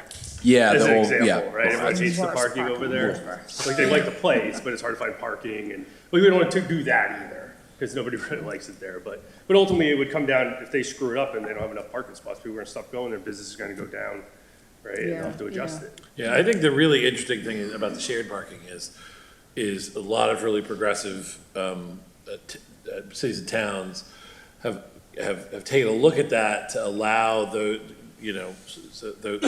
large parking lots that like say a bank, that are only gonna be used during a certain time of day, to partner with a use that may not have sufficient parking, but to be able to park on that lot. Say, I wanna build some condos next door, but I don't have enough parking, but maybe the bank can lease me some parking spaces that are only good overnight. And that's how the shared parking works, is that the two uses kind of work together, and their parking kind of overlaps, because we know, based on many years of math, how many people are gonna be moving in and out of those kind of uses over yeah, as time. long as no one calls in sick or something, then you- Mr. DePalma, sorry, Al, Oh, no, that's okay. Jake, answer my question. okay. Yes, Thank you. I would suggest to use, when you. Suzanne Sullivan? Oh, Suzanne Sullivan, 60 Lawrence Street. I would suggest, just as an exercise when you're traveling around town, to just notice how much empty parking there is in town. In the banks, I mean, the banks really don't need all the parking that we have now, because people do banking online, for instance. So it's just to take a look at that, how much wasted space we have in town that we're taking up with parking that we could actually use for economic development. It is complicated, and it can be a little hairy sometimes, but it can, if you don't do it the right way, it can actually hold you back. And so what we're trying to do is look at, is it holding us back, and can we, and shared parking is definitely a great idea. And as one of the committee members said, wouldn't it be great to have the problem that Woburn has with not as much parking? I mean, wouldn't it be great to have something like that? It would be awesome, So that's kind of the idea. I know it gets people upset, Listen, but maybe awesome for you, but then they'll complain there's not enough parking. Yeah. You know I what? go there sometimes, I just leave because I can't get in. But can you imagine something like that in Wilmington where people actually left because they couldn't get in? It would be awesome. So, but I'm saying, just as an exercise, when you drive around town, just look at the parking lots and just make a note of, are they empty, are they full? That's all. So I would say, Ms. Hull brings up something really critical. So like, the banking industry has changed so much. Those parking minimums are set up before ATMs, before online banking. And so you've got a banking parking requirement that assumed that everybody was gonna walk into the bank. When now, I never go to the bank. Like, I'm never at a bank. I do all my banking elsewhere. Yet So we're why do still- we need to have that much And asphalt? we're still building more banks. Well, Yeah. that's a Like whole more separate- Dunkin' Donuts, Right. Dunkin' Donuts and banks. Well, yeah, That's it. they That's just spawn up Yeah. autonomous. Mr. Chair, Yes, just to kind of piggyback on the shared parking, back in the day when we had Kavanaugh Funeral Home, as an example, funerals were held at night, and where did the people park? They parked at Eastern Bank, which, back in our day was Weinberg's at one point, and then conversely on the other side, Reading Bank. So there was an example, of a shared parking lot that, that was used at one point. Obviously, Kavanaugh's went out of business, and there's another business that probably doesn't need the extent of parking that, that Kavanaugh's needed, so the shared use probably went away. But my comment, again, my quick comment and question, first, thanks to the Economic Development Committee for all you guys do, all your members, et cetera. Question that I do have is that when you're talking about rezoning, possibly talking about rezoning for commercial activity, I guess two questions. One, is it strictly residential to commercial? Or are you looking at commercial, commercial entities to another form, like industrial or whatever? And my question on that is there specific areas of town that you guys are potentially targeting? So to answer your question, Mr. West, we're not specifically looking at residential to commercial, at least not, we haven't brought that up yet, and we haven't really talked many specifics quite yet. We've done a few snapshots of town where we could do some rezoning potentially, whether that be in North Wilmington or by the Wilmington-Woburn line, but we haven't done any specific analysis yet, but wouldn't be residential to commercial, at least in my eyes. Just no. add a little bit. It's super early, so we haven't gone, we've never talked about residential. I don't think that was ever the intent. No. But when we started looking like industrial, you have general industrial, say Ames Right, that's Street. where I was. But then you got these little pockets in North Wilmington. Like, does that make sense? Or should we create new things? Should we move it? Like, is there differences between this little pocket by the RMV and Industrial Way? Yeah, there's a huge difference. And so there was more on that than anything about residential, just to be clear. I have just one more. Yes. I have one question, and I think you guys are doing a terrific job, which I know you know I know. But are you overstepping your authority when you start talking about all these rezonings that you're considering? It's a fair Yeah. question. So I think we're not obviously the authority to make those changes, as you know, but I see ourselves as the committee to start that conversation and extend an arm to the planning board, the select board, and tell them this is our proposal, this is our idea, we want your feedback, let's work as a team here. Right. It's kind of like the rules and regulations, we brought that to this board, we said if you want to add anything, change it, you could rip it all apart. We are giving you a recommendation because we believe this is best for economic development. So we're not the final say, but we want to start the conversations and then work with planning to see if this is a viable idea, it's not, what needs to be changed, getting resident feedback, et cetera. Thank you. Anyone else in the audience? Yes. Your name and address, please. Sorry, I have to pick this out of the clip. Peter Osterhaven, 454 Middlesex Ave, Wilmington, Mass. Well, you know Wilmington. Anyway, yeah, sorry, I zoned out about 20 minutes ago reading about college football on my phone, so we'll go blue anyway. But that said, what I overheard, we seem to be talking about business things, developing business, which we should be. I mean, we can't seem to keep a Chili's here, let alone, or a Sonic. Point being, do we ever, and maybe you guys have already talked about this for 5 minutes and I missed it, but long story short, what are we doing to, by improving the town, we become more attractive, not just to residences, but to businesses. So things, for example, in Lexington Center, there's a moratorium on new banks. There's just too many banks. If you ever drive down Main Street there in Lexington, it's like one bank after another. I'm not saying we have too many banks. I'm not complaining about that. The point is, do we incentivize arts, artist communities, which are proven to be,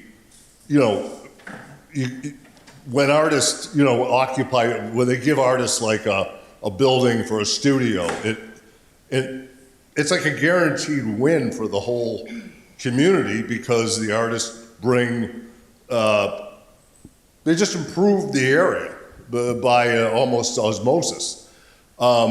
More green space, do we do we buy land that is not occupied and just build more parks, that sort of thing?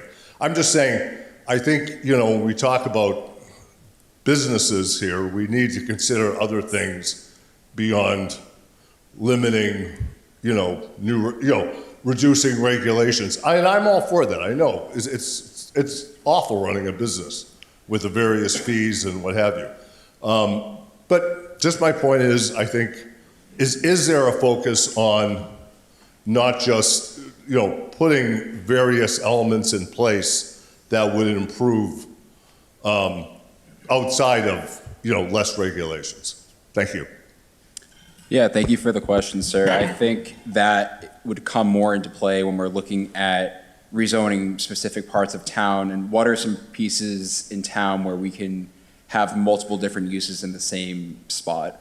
So I always go back to Linfield Market Street, for example, where there's a different type of restaurants, shops, businesses as well. They're not all just shopping or dining, but other uses or other activities as well. So we're not, to answer your question, we're not specifically looking at those uses, whether it be arts or green space, but that's something we'd want to consider when we're looking specifically at Wilmington as a map, and what are the areas in towns that would be suitable for different uses aside from a restaurant or another shopping mall, for example. So I think that would have to be a more comprehensive analysis and something that we'd be able to kind of take a more closer focus at, because we, like I said, we don't need to, I would say a moratorium on Dunkin' Donuts would probably run me out of town, but I don't want to specifically ban sorts of specific businesses as well, and I didn't know about that moratorium on banks. That's definitely haven't heard of that one. But to your point, we also want to make sure we're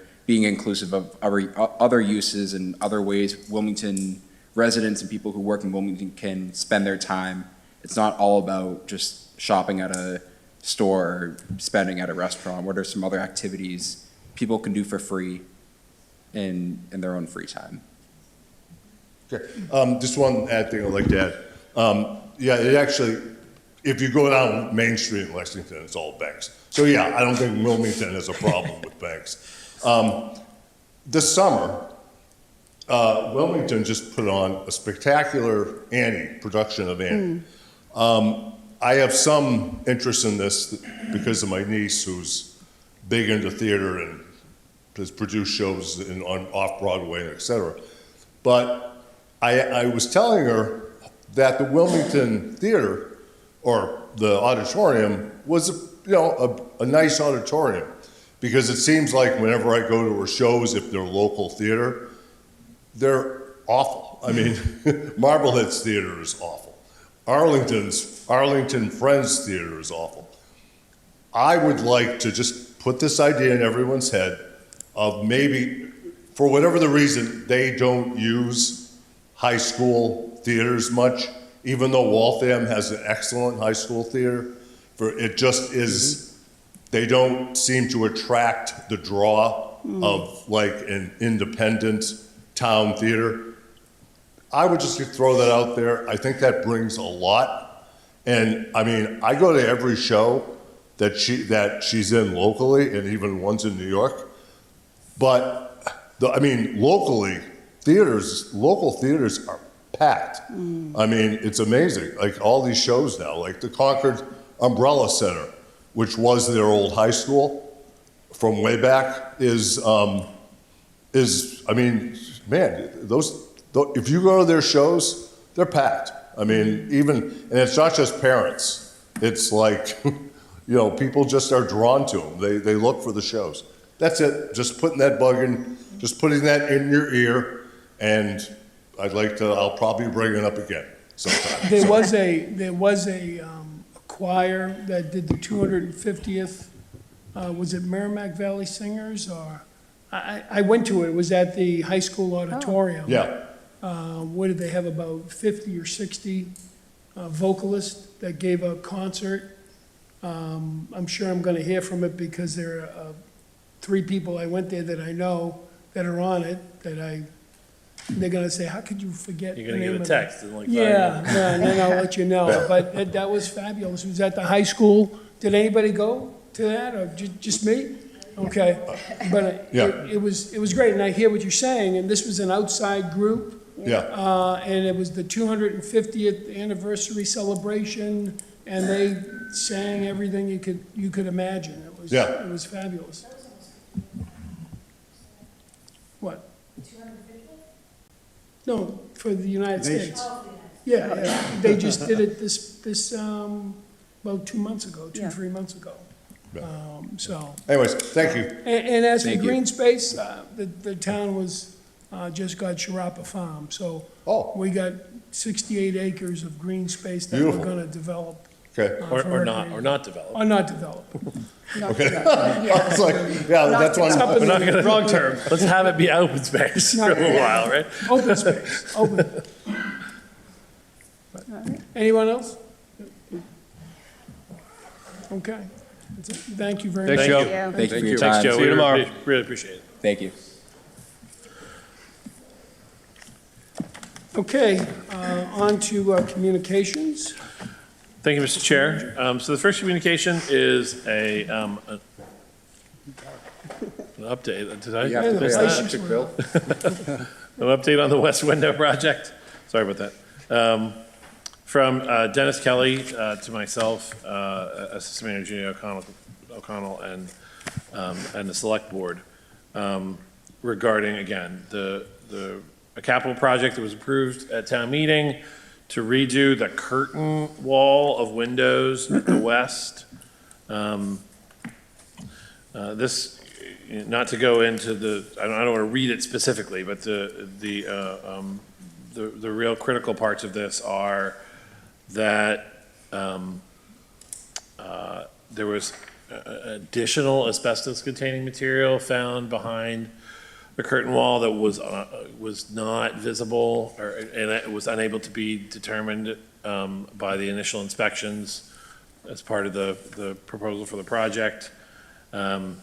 So Mass DEP and Department of Labor Standards have both been on site, and and the town has been complying with the protocols that they've required for both containment and abatement of any asbestos materials.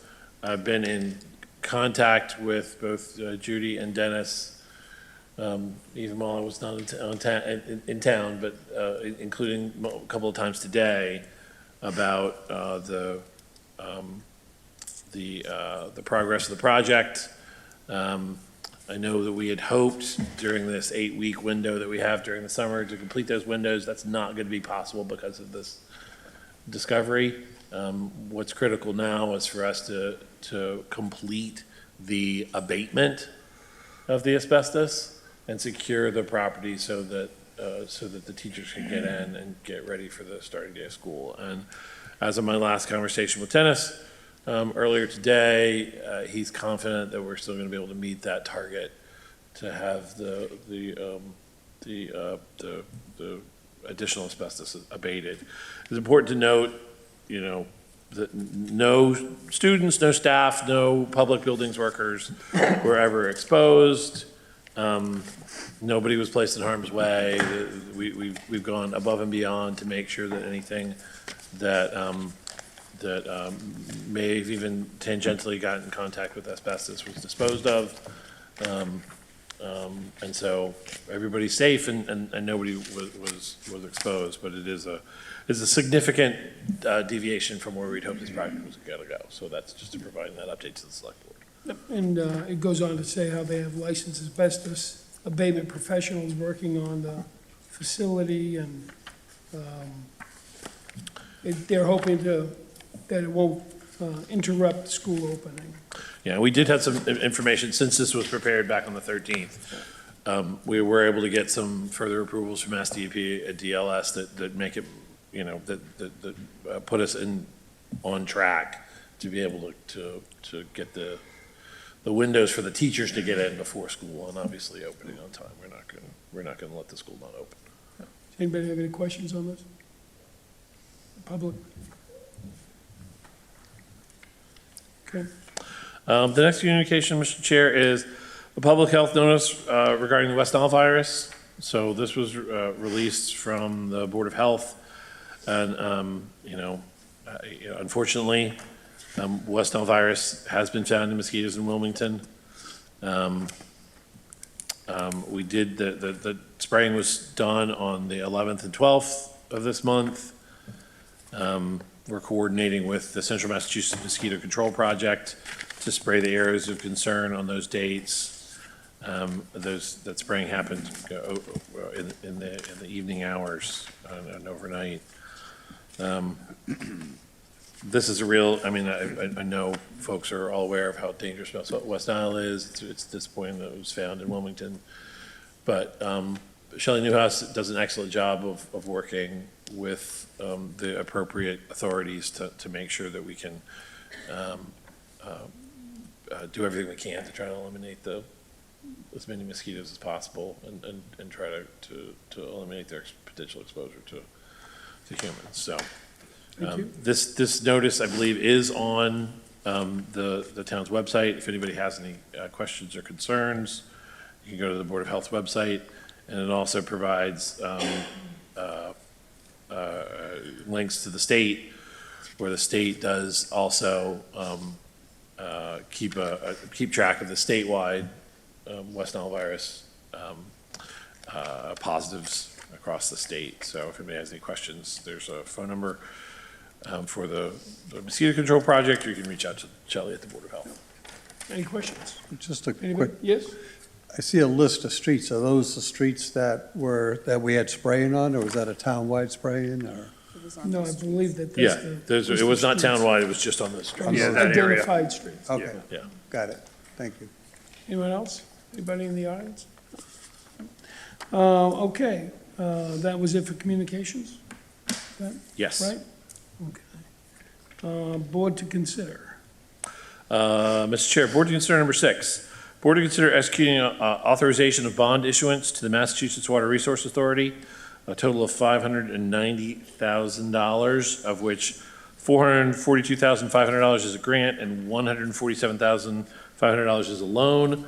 This was approved at town meeting, and this is a vote to authorize the actual bond issuance to allow us to do, the MWRA does these grants and low-cost bonds to allow the towns to look for, to do leak detection and infiltration, to try to make sure that our water system is as tight as possible, so we're not wasting any kind of MWRA water. So we've been doing this for several years, and this is just a continuation of this process. Okay, is there a motion to accept? So, Is there a second? Second. So a motion by Mr. Girwa, seconded by Mr. De Palma. Any discussion?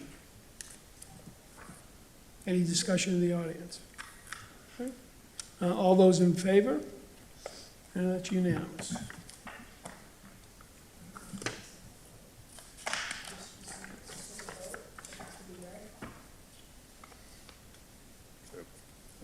read it. You want me to No, read the 20 pages? I don't think so.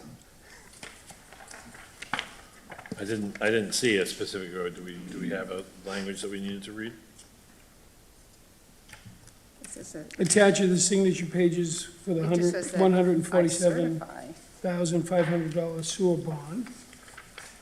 You Doesn't, Signed 3 of them.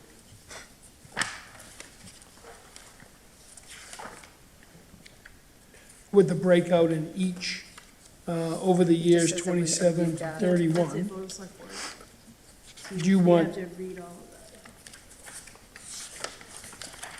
Read into the records.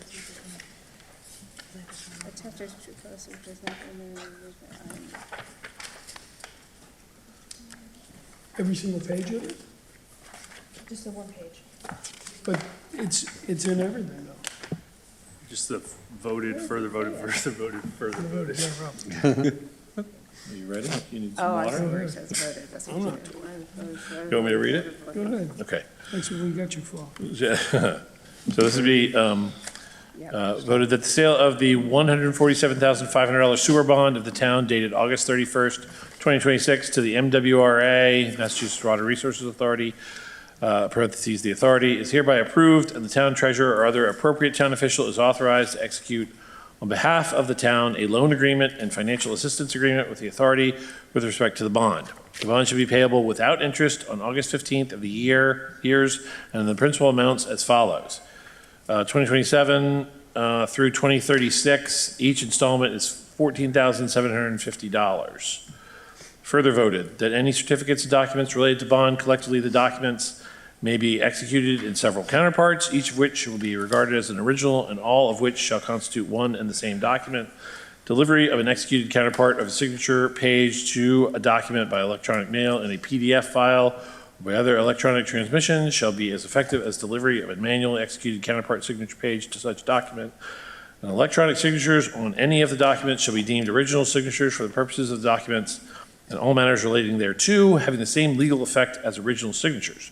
Further voted that all action taken by the town and its officers and agents in carrying out this financing, including the execution of any application agreement by the treasurer or any other official of the town, are hereby ratified, approved, and confirmed. And further voted that each member of the select board, the town clerk, and the town treasurer are hereby are authorized to take any and all such actions and execute and deliver such certificates, receipts, or other documents as may be determined by them or any of them to be necessary or convenient to carry into effect the provisions of the foregoing vote. And that's what we all voted on. Nice. All right. Next. Signing grant agreement with the Wilmington Farmers Market. Yes, so, Mr. Chair, this is the grant agreement that the board voted earlier this year to extend a grant of funds that we received from Lowell 5 Bank for the purposes of providing assistance for food insecurity within the community. And this is the actual agreement between the town and the farmers market effectuating that $5,000 grant. Okay, is there a motion? So moved. Accept? A motion by Mr. West, second by Ms. Maselli. Is any discussion? Is anyone here from the farmers market? Yep.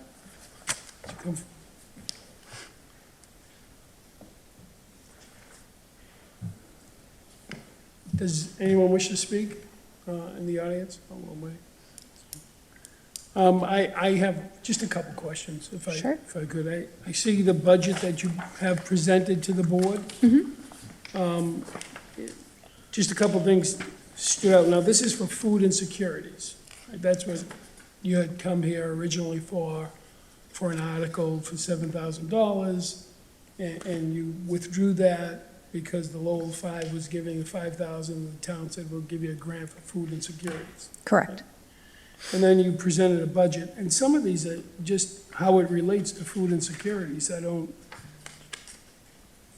quite get, because when I look at it, I think it's the way we help those individuals that have food insecurities, may need help financially or whatever the case may be. I mean, I'm not an expert at it, but the one thing that I don't like seeing here is a maintenance fee for the use of the 4th of July building for restrooms and vendors for $150. Quite frankly, I don't think that you should be paying $150 to use a town building. And quite frankly, I don't think any organization that currently pays $150 to the July 4th committee should be doing that. It's a town building. I don't know why private organizations, groups have to pay a $150 fee to use a town building, but that's just me. I would suggest that we wipe that out and let you take that $150 and use it elsewhere. Sure. Just a quick commentary. Yeah, and I mean, I would have to defer to the 4th of July committee I don't know why a private on why they charge us organization- that fee, but. I don't know why a private organization is charging other private organizations to use a town building. It makes no sense to me. I've said that for many, many years under many town managers. Sure. So you have other costs here, like. Yeah, so I can speak to it more broadly, and then if you want to talk about the individual expenses, I'm happy to go into them. We do have a grant from Winchester Hospital that we use for the actual SNAP matching, where somebody comes and gives us their SNAP card, we take money off of it, and then we double the amount of money that we do up to $25. So we take $25 off, and then we match an additional $25. That comes from the grant from Winchester Hospital.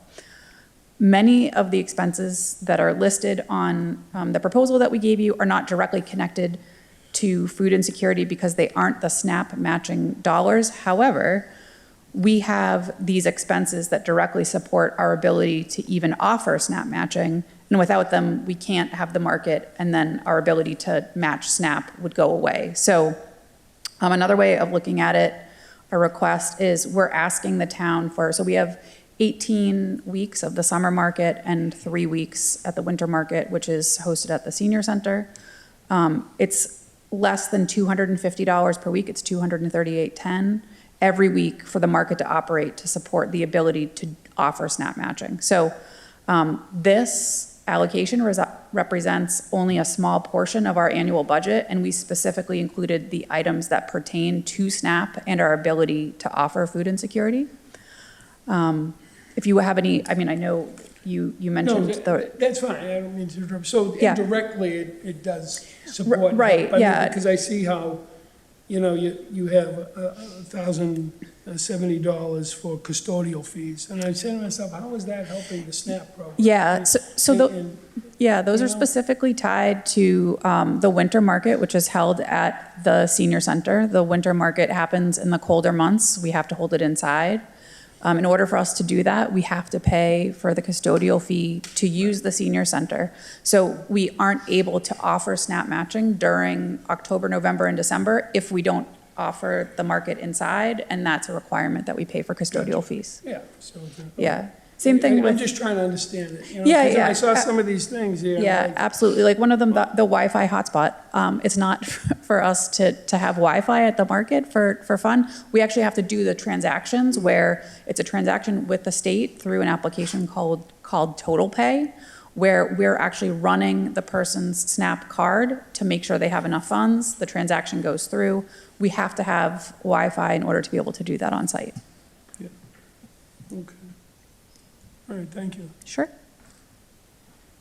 How can we eliminate that 150? I mean, you're out of, you have $5,165 and you got a Yeah, so I mean, $5,000 grant, so you're over. So if we get that $150 out of there, then you're down to what, $15? Yes. Okay. So, That sounds good. Yeah, no, But I don't know, that's up to the board, whether they Yeah. want to.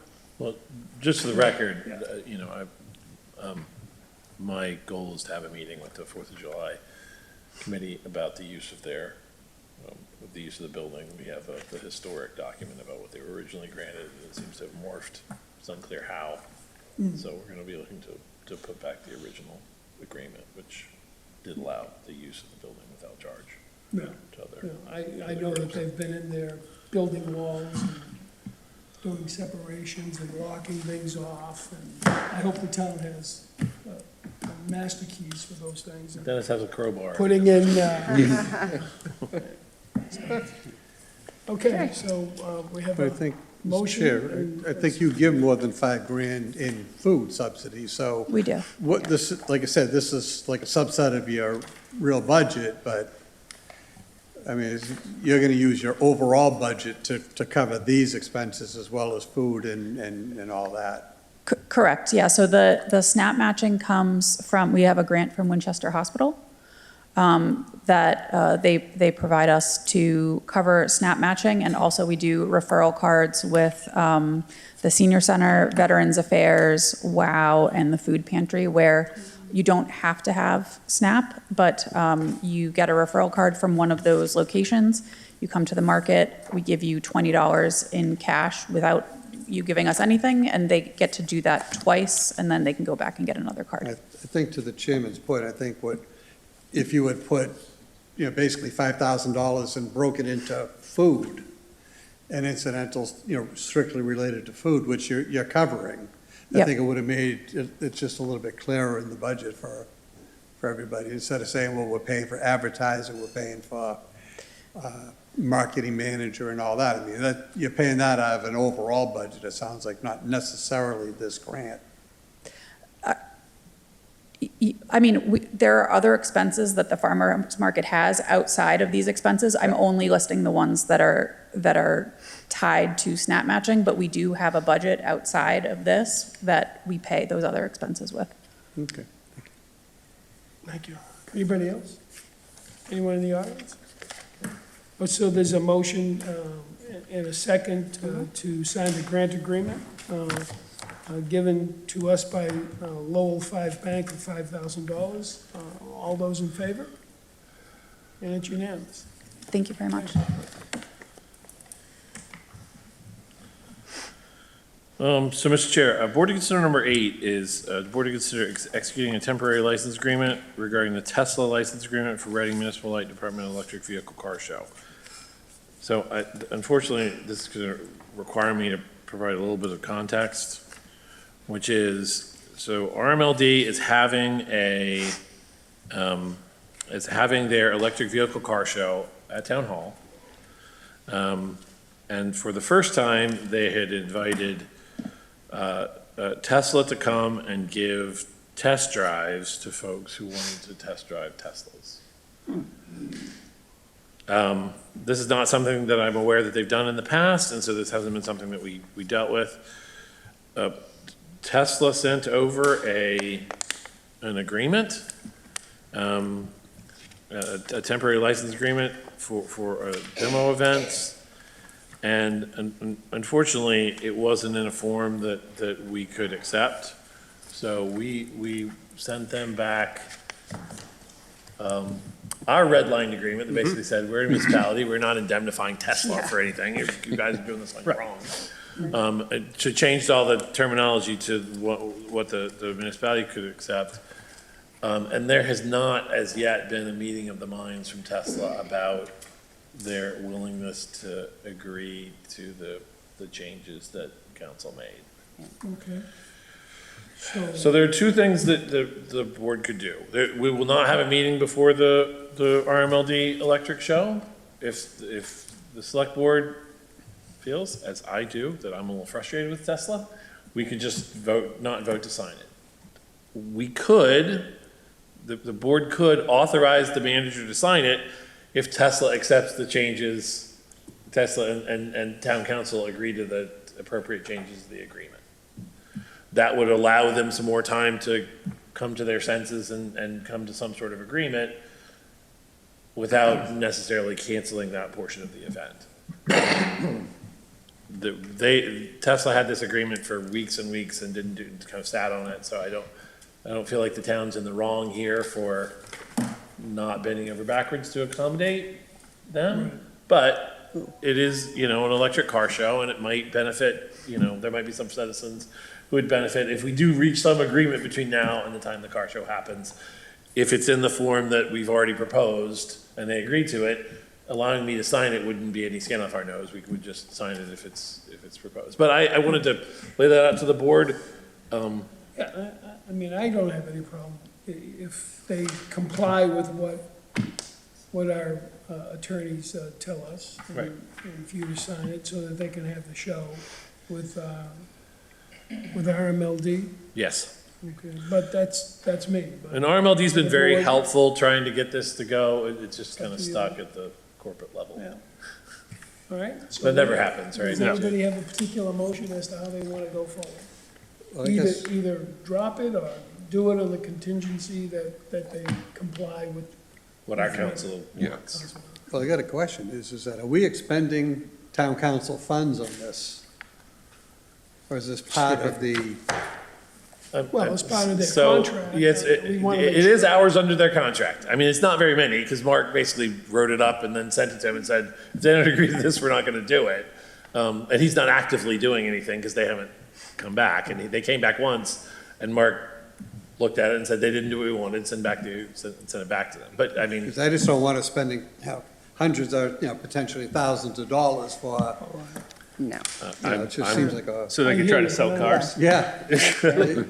Exactly. I mean, if I didn't think that there was some benefit to the town and to the residents of the town of being exposed to electric vehicles, not a chance to drive them, I wouldn't kind of be pushing for this. I do think there is some ancillary benefit to that, if you want to. Part of the show. Well, speaking of that billable hours, like, my take is they need to accept it as is. That's what I Like, was we're not saying. going back and forth, we're not Yeah. gonna send another revision, like, they I was accept gonna it say the as same is, thing. then I'm okay with you signing it. As proposed by Otherwise, town they can council. go pound sand. Yeah, Recommended by town council. yeah. Yeah. I'll make a Flipping motion. this back and I was just gonna, Jake took the words right out of my mouth. It's as is, no more negotiating or anything. With It just his has to be- adjustments, his yeah. contracts. Indemnification, I Yep. know way too Yep. well, unfortunately. I know, yeah, I Yeah. don't want to get into that. Yeah. Okay, so there is So a however you motion want to do to that. Second. accept with no further negotiations. There's a gentleman who Oh, wanted to speak on that. Hi, John Keeley, 60 Lawrence Street. Can you tell me what the license is for? What is the license specifically for? Sure, so Tesla requires, it would be a license for us to allow them to have car demonstrations on town property. Okay, so just FYI, I know Rivian is signing up people for test drives as well, because I tried to sign up and it was full. So Rivian is planning on doing the same thing. Sure, so Rivian didn't require us to sign anything. They're just volunteering to do it, and so that's Okay. fine. If Tesla was just gonna do it, this would be fine, but Tesla wants to have some sort of agreement before we do it, so we're not gonna sign up to indemnify the town. And they're looking for indemnification, which the town Yeah, can't do. yeah, That's right, what- like, that's we don't the wanna wreck Tesla that all of a sudden we have to pay for it. we want to do Yeah. it on our terms, not theirs. Yeah, Basically. but thank you, I appreciate that, to know Yeah, that as good well. info. Maybe we should tell Tesla that. Rivian's do it without a Yeah, contract, right? I don't know. Okay, so there is a motion. Yeah, I'll make the motion to approve, town manager signs it if Tesla agrees to the conditions put forth by our town council. Okay, there's a motion. Is there a second? Second by Mr. De Palma. Any further discussion? All in favor? And it's unanimous.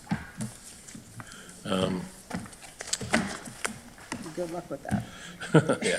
I hope they get Thanks. back to you. Board to consider a request from, number 9, board to consider a request of Natalie Hardy, Library Director, to Rouge Rotary Park for an ice cream social on Wednesday, September 23rd, 2026, from 5 PM to 7:30 PM.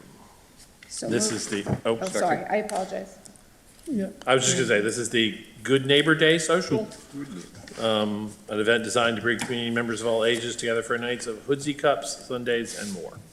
And that's from 5 to 7:30? 5 to 7:30 on the PM. 23rd of September. September Yep. 23rd. I was going to ask what type of ice cream, but which cups? I'll need about 10 of those. Yeah. So there's a motion by I motion Ms. to approve. Maselli. Is there a Second. second? Second by Mr. Gale. Any questions, any comments out there? Okay, all in favor? And voted unanimous. Board to consider number 10, Mr. Chair, board to consider a request of Leanne Masidi, co-chair Wilmington Cultural Council, to appoint Lauren Andrews as a member of the Wilmington Cultural Council for a term to expire April 30th, 2028. There a motion for an So appointment by Mr. West. Is there a second? Second. By Mr. De Palma. Any discussion? All in favor? Unanimous? Board to consider number 11, board to consider a request of Wilmington Cultural Council to use Rosary Park on Sunday, October 25th, 2026, from 3 PM to 4:45 PM to host activities prior to the Horribles Parade. So moved. Motion by Mr. De Palma. Is there a second by Ms. Maselli? Any discussion? I just have a quick Yes. question. Is there going to be any interference with one versus the other as far as, I don't know, if they're doing it right before the Horribles Parade, you're going to have the cars of the Horribles Parade, the kids, and Yeah, and I people think leaving the, at the same I time. think the goal is to work, they're working in coordination with the rec Yeah, department. Okay. So, yeah, that's to just have different activities at the front and then the end of I just, like I Horribles said, Parade. I just heard safety and all this. It's, Yeah. Yeah, we're gonna continue to have the same level of kind of And I public assume safety as as much, we've yeah. done in the past. Any other questions? Okay, all in favor? And it's unanimous. Board to consider, number 12, a board to consider a request of Lisa A. Stokes for residents of Harold Avenue to have a neighborhood block party on Sunday, August 30th, 2026, from 4 PM to 8 PM. Late breaking, we did get approvals from both the police chief and fire chief. They didn't have any issues with this.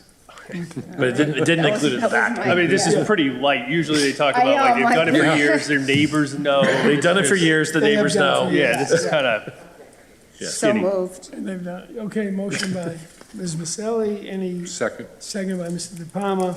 Any other questions, comments? All in favor?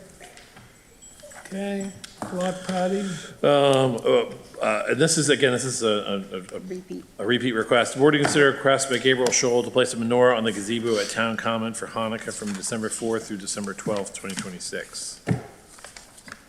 is there a motion? Motion by Ms. Maselli, second by Mr. West. Any discussion? Yes, sir. Sure, there's a microphone.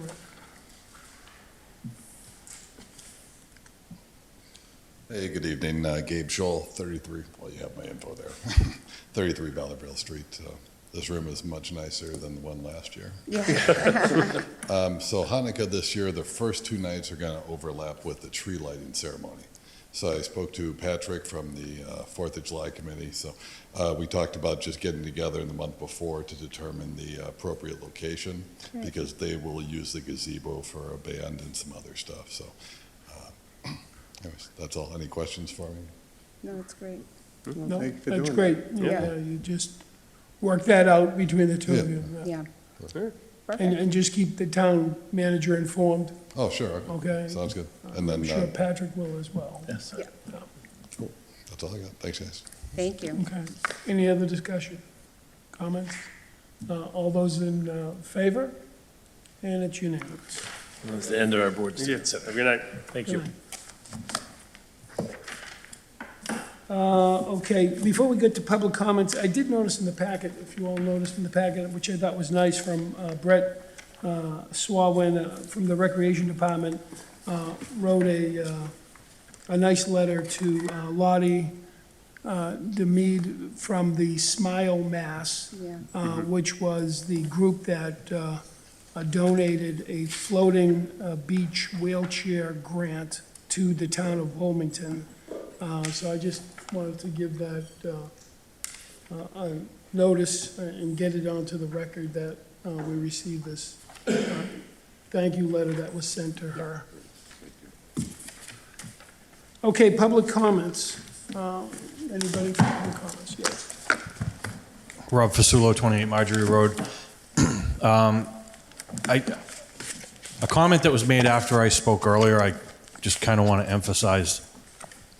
Three of the 5 board members weren't aware of the Attorney General's decision or the agreement made by the town as well.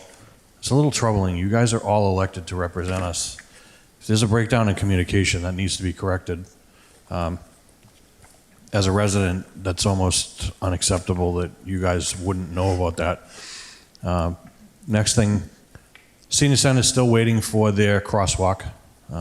I came 4 or 5 meetings ago, and I was told that there was going to be a crosswalk. It was already funded, and it still hasn't been in to the bus stop.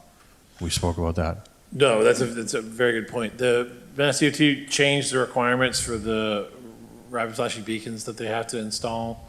And so instead of, they used to allow solar beacons, now they have to have hardwired beacons. And so we had to put in a reorder for the beacons to be installed. But I'll check with Jamie McGaldy and see what the status is of that. All right. And the last thing, Mr. Chair, I want to go back a few meetings where you guys were, there was, the history of, the future of public comments was kind of in the wings. And I don't know who made the comment, but the comment was made, well, we don't need public comments because we can just have an agenda item. I reached out to you twice. I reached out to you beginning of June and mid-July. And I asked for an agenda item where you guys would recognize the 14 kids who are part of the Wilmington Police Explorer program to recognize their accomplishments. They brought home medals again this year to the town of Wilmington, and they do countless hours of volunteer work for the town for free. 14 years old to 20. I never got a response from you. We don't have an agenda item. And I don't understand. I mean, public comments are important, and this is where I'm going to air my grievance with you, Mr. Chair. This is an agenda item that should have happened, and it's kind of reprehensible that it hasn't.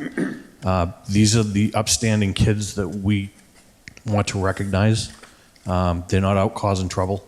They're working for the town for free.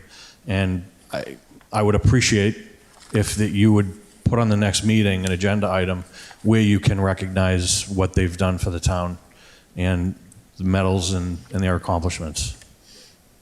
So, thank you. Yes. Good evening, Mr. Chairman, members of the board. My name is Beth Barabee. I live at 300R Salem Street. I honestly don't know where to start, but I'm incredibly frustrated with the leadership team when it comes to discussing the Wildwood Elementary School construction. I know that we haven't talked about that today, but I also know that you guys met in an executive session before this meeting, and that's what I wanted to talk about. As I said before, I'm a teacher in this town for the last 26 years. I was a yes vote for the new school until a membership of the leadership team blatantly lied to me to my face about my own property, ultimately forcing us to file an RDA on our property. After that, I realized I needed to start paying attention. We have been told to trust the leadership team, but I've learned otherwise, and any other resident who has actually been reading the reports, asking questions, and thinking for themselves has discovered that trusting the town to do the right thing in reference to 320 Salem Street is a huge mistake. You were all warned in the spring that your stormwater management plan was flawed, that you failed to dig test pits to do seasonal high groundwater, and that there was potential contamination on the site. You ignored it all. The town spent massive amounts of taxpayer money on consultants who failed to ensure the project was safe for the children, our drinking water, and our homes if we abut the property. Mass DEP stepped in following a resident appeal and confirmed that the stormwater management plan fails to meet standards 3, 4, 5, and 6, the exact issues that residents pointed out to you this spring. Additionally, instead of digging required test pits to determine the seasonal high groundwater, you used observation wells during a drought, hoping no one would notice or that it would be good enough. Now Mass DEP is forcing you to go back and do it right. When warned about contamination on the site, you dismissed it as an urban legend. You claimed arsenic found on the site was naturally occurring from the irrigation system, but your own consultants admitted that the arsenic is in imported subsurface fill up to 14 feet deep, not in the topsoil. How is arsenic in imported fill naturally occurring? You offered no groundwater test results to support your claim, and you just expect us to believe you. Now 23,850 cubic yards of arsenic-impacted soil, enough to fill a football stadium 13 feet deep, is slated to be removed. School starts in 2 weeks, and children will be playing outside right next to this work with only a generic dust plan in place to protect them and the residents who live nearby. This is unacceptable. Because your testing was inadequate and because you continued to ignore requests from us for more testing, residents did their own. Using basic hand tools, they found total chromium above the reportable levels of 100 milligrams per kilogram in 6 out of 9 samples on a 14-acre site. One sample was 268 milligrams per kilogram, which is almost triple the reportable level. Are these residents LSPs? No. Are they experts? No. But they found what the town claims didn't exist with shocking ease using only basic equipment. And dismissing this chromium as also being naturally occurring ignores the fact that these levels far exceed the trace amounts which are considered normal for Massachusetts, especially when combined with the presence of high arsenic levels as well. Having both arsenic and chromium exist on the same site above reportable levels makes it much more likely that neither is naturally occurring. And if residents found this much chromium in just the top 2 feet of soil, what else might be buried underneath on the site filled with eudorphins and a history of tannery waste dumping? This is not about the school. It's about negligence, a lack of due diligence, and prioritizing timelines of money over community health. Please understand, we will be watching every single move you make from here on out because you have proven that we cannot trust you to do the right thing for the residents who will be most impacted. You need to do better. Thank you. Thank you. Yes. So I feel like it's important after that statement to make some corrections to the record, which is number one,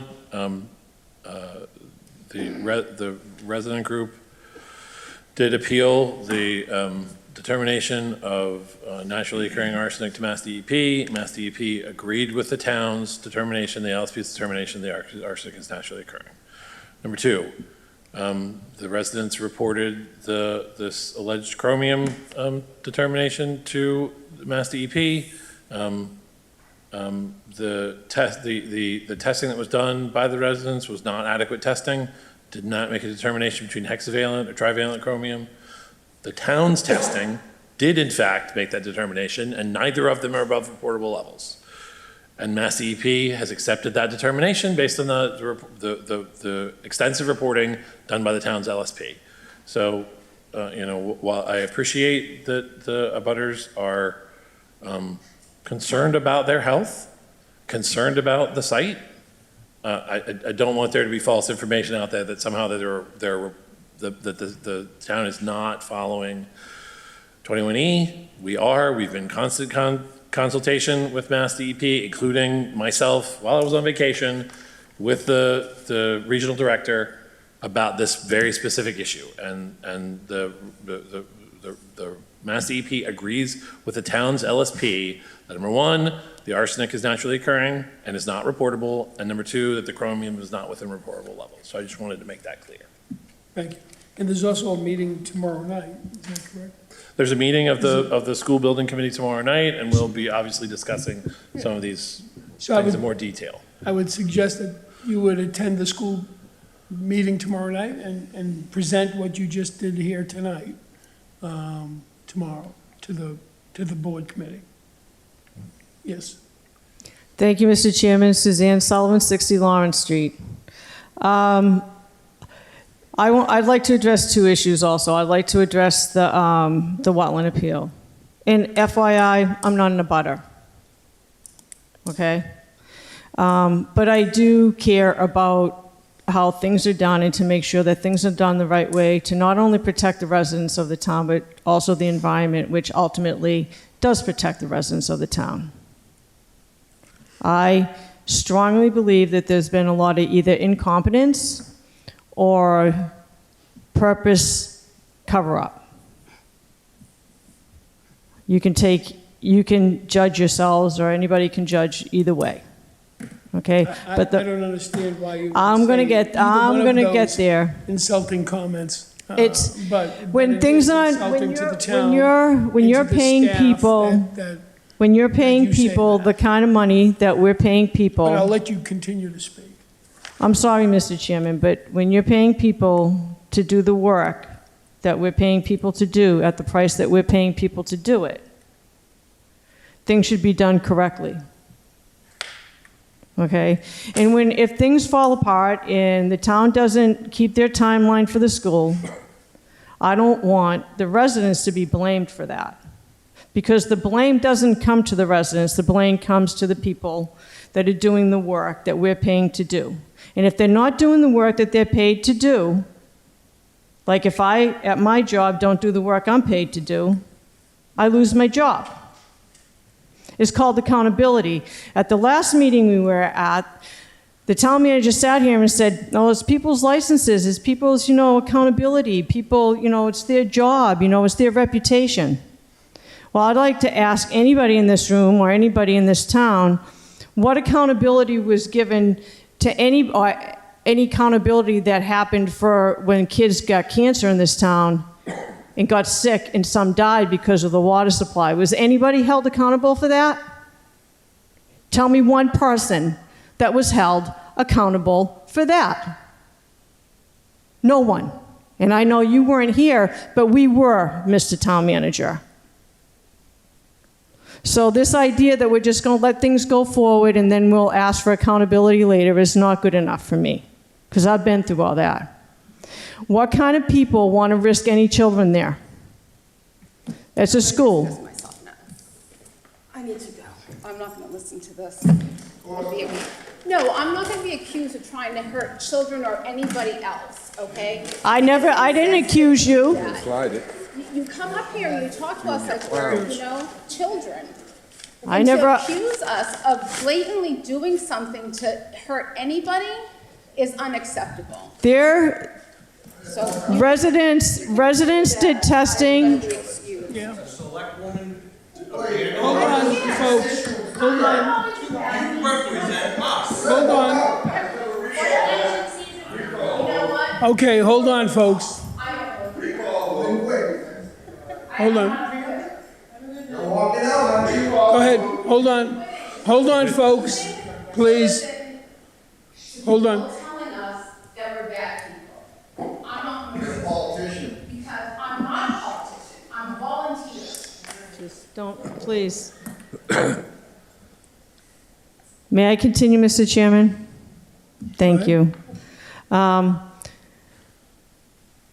There is, and I wholeheartedly believe that there is a risk here, or I wouldn't be here. All right? The arsenic that's there, I mean, we talked about this at the last meeting, supposedly 23,000 cubic yards of arsenic-impacted soil. Arsenic is naturally occurring in Wilmington. Who is that determined by? That's in the own town's report. It's in the peer report. The town manager, I'm sure, can make it available for you. Okay, because I've read it. A lot of people have read it. All right, and in in Wilmington, we are in the arsenic belt. We have a 5 to 10% chance of arsenic being in our groundwater. 5 to 10% chance. Okay? And you're talking about having to move 23,000 cubic yards of arsenic-impacted soil. That means that's 95 to 90% chance of it not being there. I mean, I see BS when I see it. Okay, so let's just go there. And then, the residents went out and tested that soil. Those lab reports are real. You can say alleged, I'll say alleged to you, but those reports are real, and there was total chromium there. Was it hexavalent? It was not.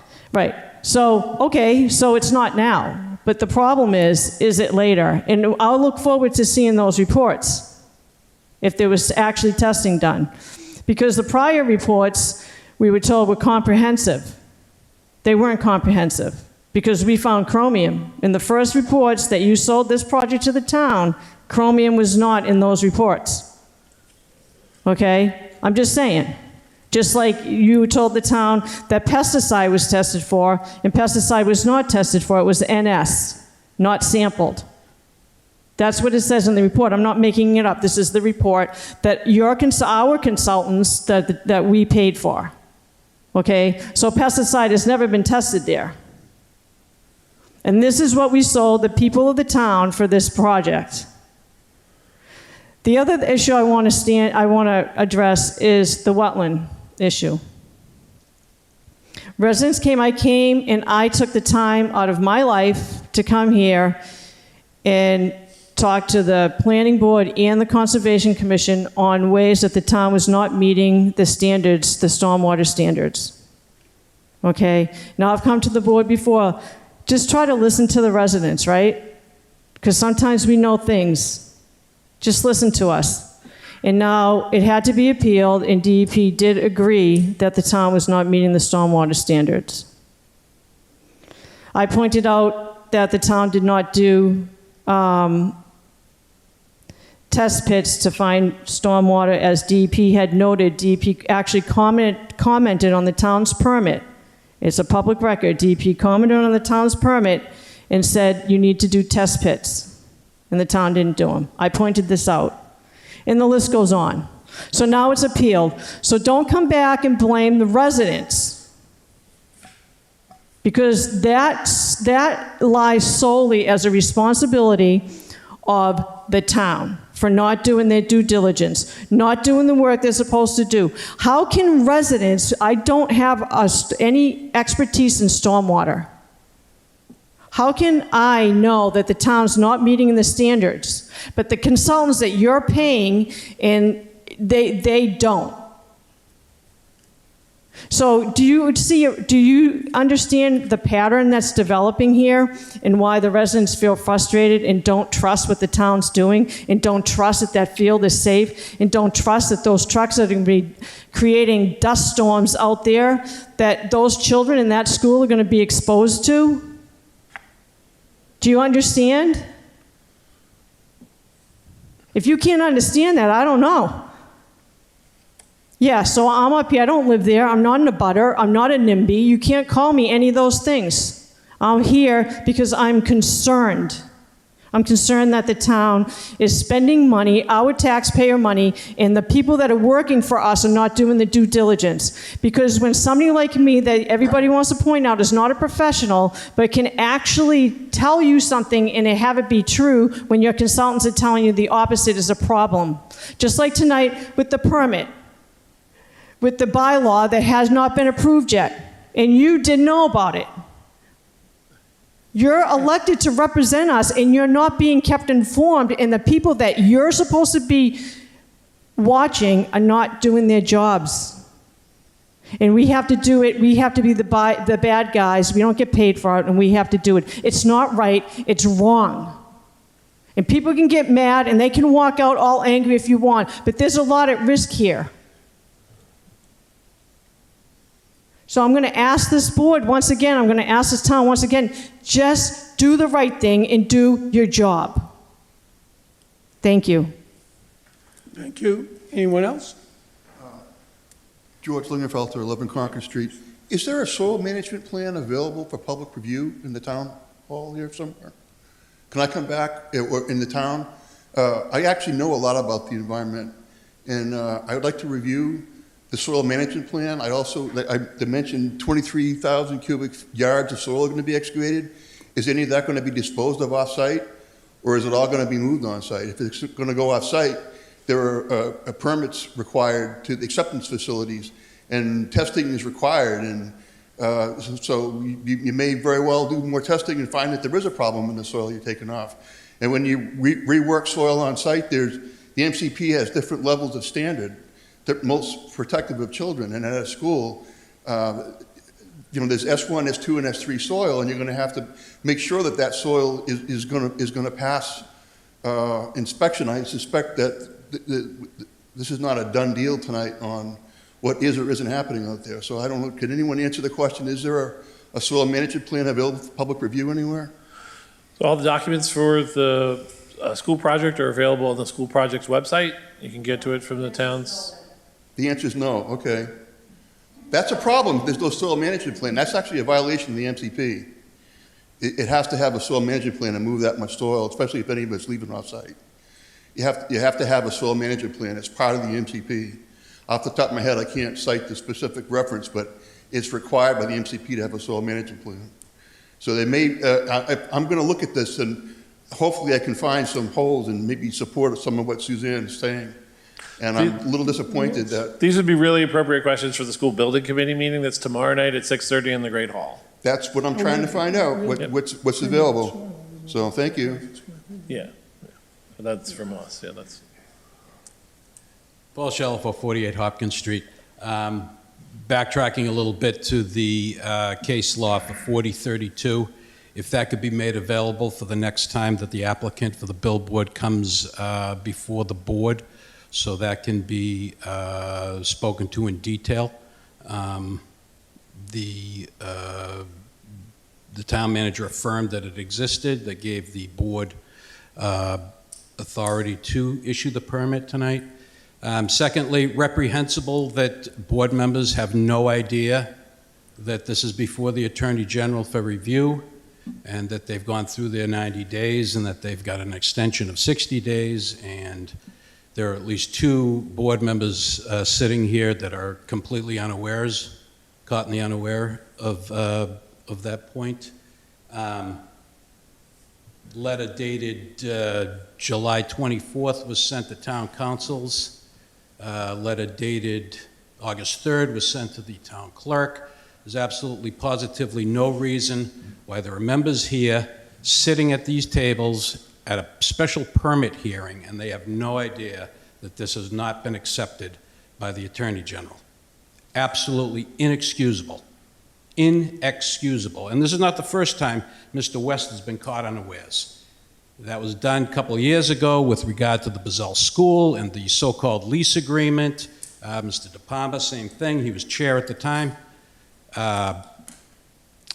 Completely unaware until the agenda item came up at the meeting. This is absolutely reprehensible conduct when board members are being asked to decide things about this town and about the taxpayers of this town and how it impacts them, and they have no idea what's going on. Absolutely no idea.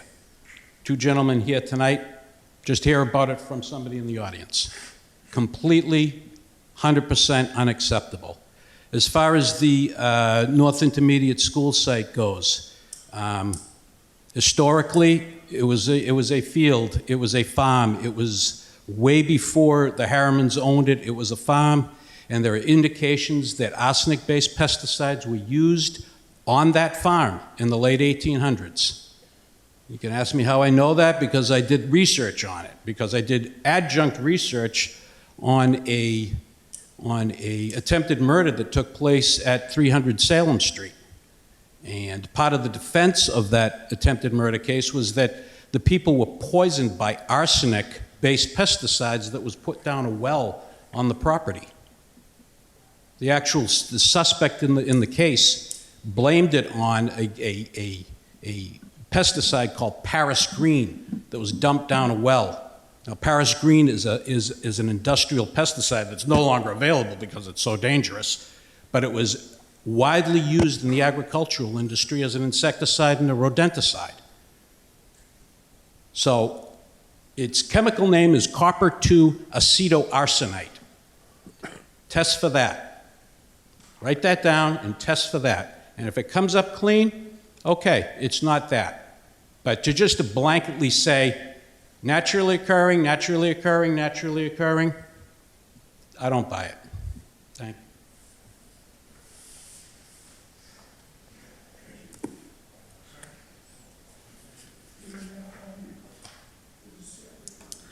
My name is Vince Pieri. I'm at 298R Salem Street.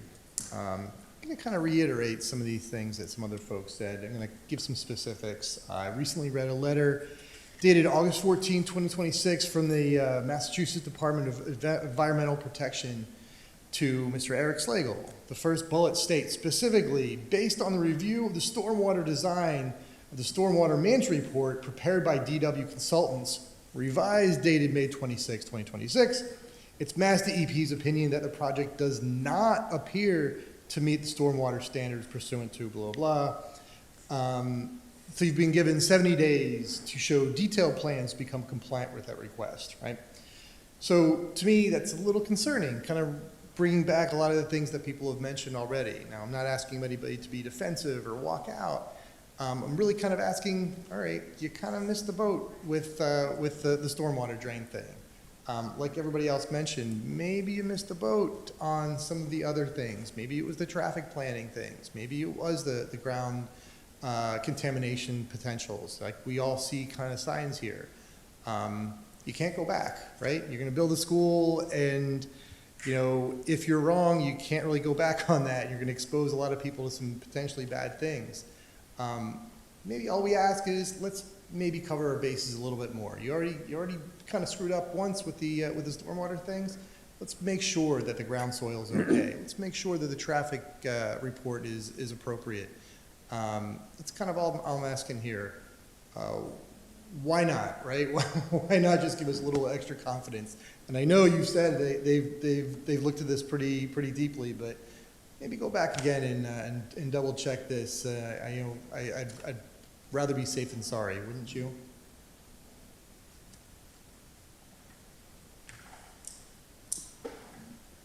Anyone else?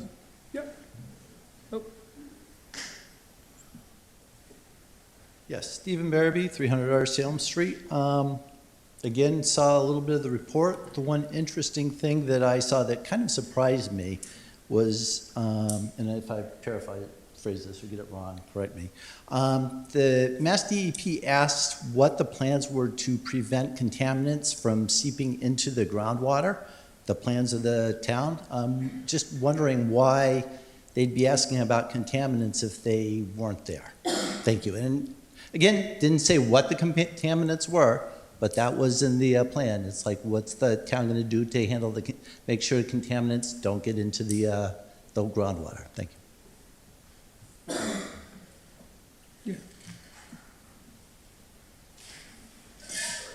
Hi, Peter Osterhaven, Middlesex Ave, Wilmington, Mass. Just to kind of reiterate a couple things here, you guys do a thankless job, but unfortunately, this kind of, rests with you. I'm partially here, and to give you some idea, I mean, I'm more interested in the traffic thing, but, I want to support my neighbors here that abut the property. But, I have to reiterate, I mean, I had stage 4 tongue cancer. I know I said this at other meetings, but I think it bears reminding. And, 2 people in my house had cancer. My dad lost a kidney. That isn't as related to, trivalent chromium, I think, is the one that's not as lethal, correct? Yeah. Okay. So I don't think kidney cancers are as related to the chromium. Arsenic, I don't know. But 2 people behind me, cancer. House next to me, husband and wife, both cancer. That's just, and I know other people over in, off of that Arlene Street neighborhood there, more cancer. We lost some people there as well. It does seem like there's a lot of cancer in that part of town. I know if we all had wells and we're watering our lawns with that water, it probably would explain it, but I mean, I don't have a well, but I have grown up drinking Wilmington water and playing sports on those fields at the North Intermediate, although no one would ever describe me as being an athlete. But anyway, I just wanted to reiterate that and just to bear in mind the consequences, because no one wants to go through the year I had in 21 and 22. So anyway, thank you for your time. Sure. Yeah, so, I hear what folks are saying about being in that neighborhood, and I do want to make it clear that the direction that's being given to our consultants, the direction that's being given to the leadership team on this project is to be as careful as possible about these things. We are not done testing. The testing will continue. We are, doing everything we can to work with DEP about the things that people are raising as issues. They are the issues that have been raised, though, are not. I understand that the idea of arsenic can be upsetting, but we are in an arsenic belt, and both our LSP and Mass DEP agree that it's naturally occurring arsenic. And I know that there's people here who don't trust Mass DEP, and I understand that. But that's the determination that so the LSP that we hire, whose license is on the line, and I know that doesn't and Mass DEP's technical experts agree on that. That the hexavalent chromium is not of any reportable levels, that trivalent chromium are not of any reportable levels. Our LSP has said that, and Mass DEP agrees. So, I understand those concerns. We are continuing to test. When we get the results of those tests, we will put them out on the website, as we have done with the other tests that we've done. And so, hold on. So I guess, I just want folks to understand that that's kind of where the project team is coming from and the direction that they've been given. And again, let me stress that there is a meeting tomorrow. The comments that you made this evening should be made tomorrow in front of the school board, that it's gonna be here in the large hearing room. School building committee at 6:30. At 6:30. That's where you should be directing, not only to this board, but definitely to that board tomorrow. I'll be in this room tomorrow night. But Mr. Chair. Well, but you should, I understand you have an economic development committee meeting tomorrow, but I really think that you should be over there when it comes time for public comments. I know you won't be there maybe for that part of it, but you should. You know. Mr. Chairman, can I just address something really quick? I would, but there's a gentleman who's up before you. I mean, I just want to say, I've heard that there has been already testing, and I check the site all the time. The testing's not up on the website. And that's kind of the problem here. So, the public keeps coming and saying, please listen to us, please do this, please listen to us, and we're not listened to. It's like there's this wall, and it's like, well, we're the ones making the decisions. You're just a pain in the butt, and we don't want to listen to what you have to say. And, if you make those test results available to the public, if you share things, if you communicate with the people that are out there, maybe you could alleviate some of the worries and the fear. And the thing is, there's arsenic out there, okay? Arsenic is actually, it is true, it's worse than trivalent chromium. The trivalent chromium that was tested for did exceed the reportable limits. That's why it was reported to DEP. Yes, it did. No, it didn't. 100 parts per million is a reportable concentration. It's the same as hexavalent chromium. It's not saying it's hexavalent chromium, but the reportable concentration is exactly the same as hexavalent chromium, and I will bet you $100 that that's true. It doesn't mean it has to be removed from the site, but it's a reportable concentration, 100 parts per million. They keep it the same as hexavalent chromium because you don't know when you test total chromium whether it is hexavalent or it's not hexavalent, so you take the precautionary principle and it gets reported so you can work out whether or not it is hexavalent or trivalent. Okay, so it did exceed the reportable concentrations, and that what you said is not true. It did exceed the reportable concentrations, the test results that the residents did. I'm not saying it's hexavalent chromium. I'm saying that it did exceed it. And it doesn't matter whether if you're breathing it in and you're a kid in that school and there's arsenic in the dust, that kid doesn't care whether it's natural or whether it's not natural.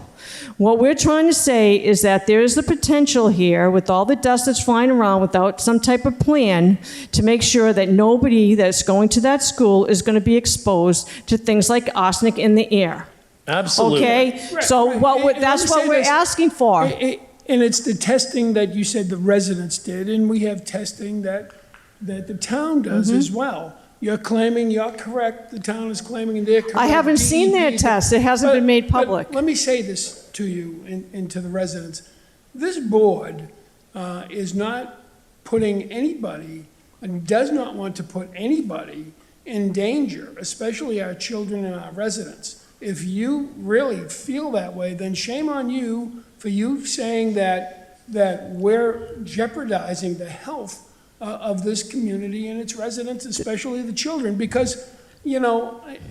Pacelli was correct. It was kind of offensive what you said to us and a few other individuals, but we listened to you, and we're taking that, and we're going to bring it forward.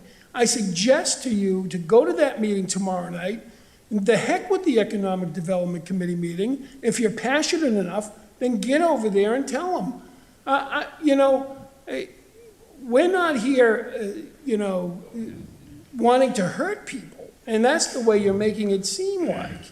I'm not trying to say that. The job is if we're getting paid, and we're volunteering our time, and we're trying the best we can, and I guess maybe that's not good enough. No, I'm not But saying anybody is I'll tell you, intentionally it trying does to hurt get very anybody. offensive when you sit up here and you take a whack after a whack, and you throw a grenade at us as if, just come and take a shot at us instead of giving us a call. My phone number is what is my phone number? 657-7734. Call me.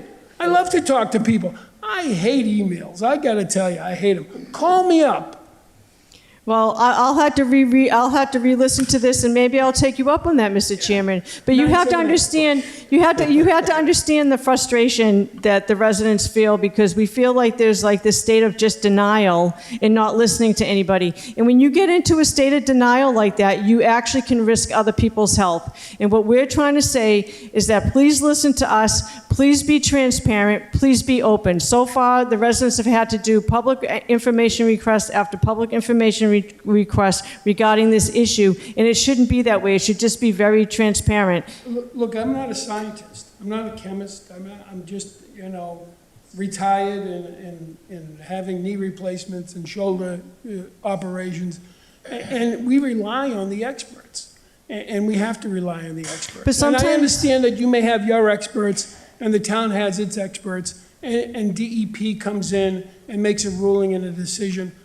That's what we rely on. But I understand that, but it's not like we tested the soils ourselves, okay? Those soil samples were sent to a lab.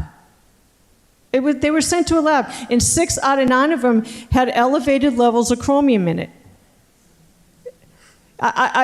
We even sent a map to DEP to show DEP where those samples were taken. Okay? It's not like the residents did the sampling themselves. So you're right, the professionals in the lab did the test results, not us. And now our test results are really conflicting with the town. And I understand, and I know, like, the removal amount for if you have trivalent and you can prove that trivalent's out there, and you can prove that you're not going to change trivalent into hexavalent in any way, and you don't have a place, or an environment where trivalent can turn into hexavalent, then okay, that soil, the trivalent becomes even less toxic than the arsenic. The arsenic's a huge issue. But once again, the fact that you have arsenic and chromium there is an issue. This is not natural soil, this is fill. And you have to understand how the residents feel when we're being told it's naturally occurring when it's being found in fill, okay? Fill that's going to be removed. 23,000 cubic yards in the peer review, Mr. Kyra. What page was that? Page 6. Page 6 of the peer review? Yep. Thank you. Okay, and so we're not making things up, and so we're reading these things. We're doing our due diligence, and our due diligence is showing us that there's some serious concerns. And I appreciate that, and I hope you realize that the town is doing its due diligence as well. And I hope you appreciate that. And I do appreciate the fact that sometimes I get really passionate about things, and maybe I go over the line. I understand that. I've had a long history of doing that in this town when the residents are not listened to, because we deserve to be listened to. And sometimes you have to raise your voice, and sometimes you have to say things you don't want to have to say. But the way that we feel is that people on the other side, this wall, on the other side of the wall, is not listening to us, and they're risking other children. I'm sorry you feel that way, because I don't want to speak for my colleagues, but I think each one of us listens to the residents and cares about what's going on here in the community and works hard at what we're doing. I haven't heard anything. I just get blank stares. I'd love to hear you. We care about that too, Suzanne. Thank you. Yes. Would the building school committee meeting tomorrow night be the appropriate place to ask for the correspondence between the higher professional? You can't typically just say it's elevated anything without having a line of evidence to support that. Correct. So I'd like to get a copy of that letter to review that as well. Would they have a copy of that, or is that available at the town somewhere? Or? They may not have a copy tomorrow night, but you could request that. I'll follow up on that, because as I say, that's, I don't know anything, and I've just been sort of pulled into this, and I'm concerned, based on the history of living here a long time, and a lot of the things that Suzanne has said I've observed to be true, And so I just would like to ask some questions, educate myself, to try to help keep everybody honest on the whole thing. And but it is disturbing to me the way this board acts a lot of times, you know, and just pointing that out. I'm not trying to be rude or insult anybody or, you know, but I just would like to ascertain some of the facts for myself. Thank you.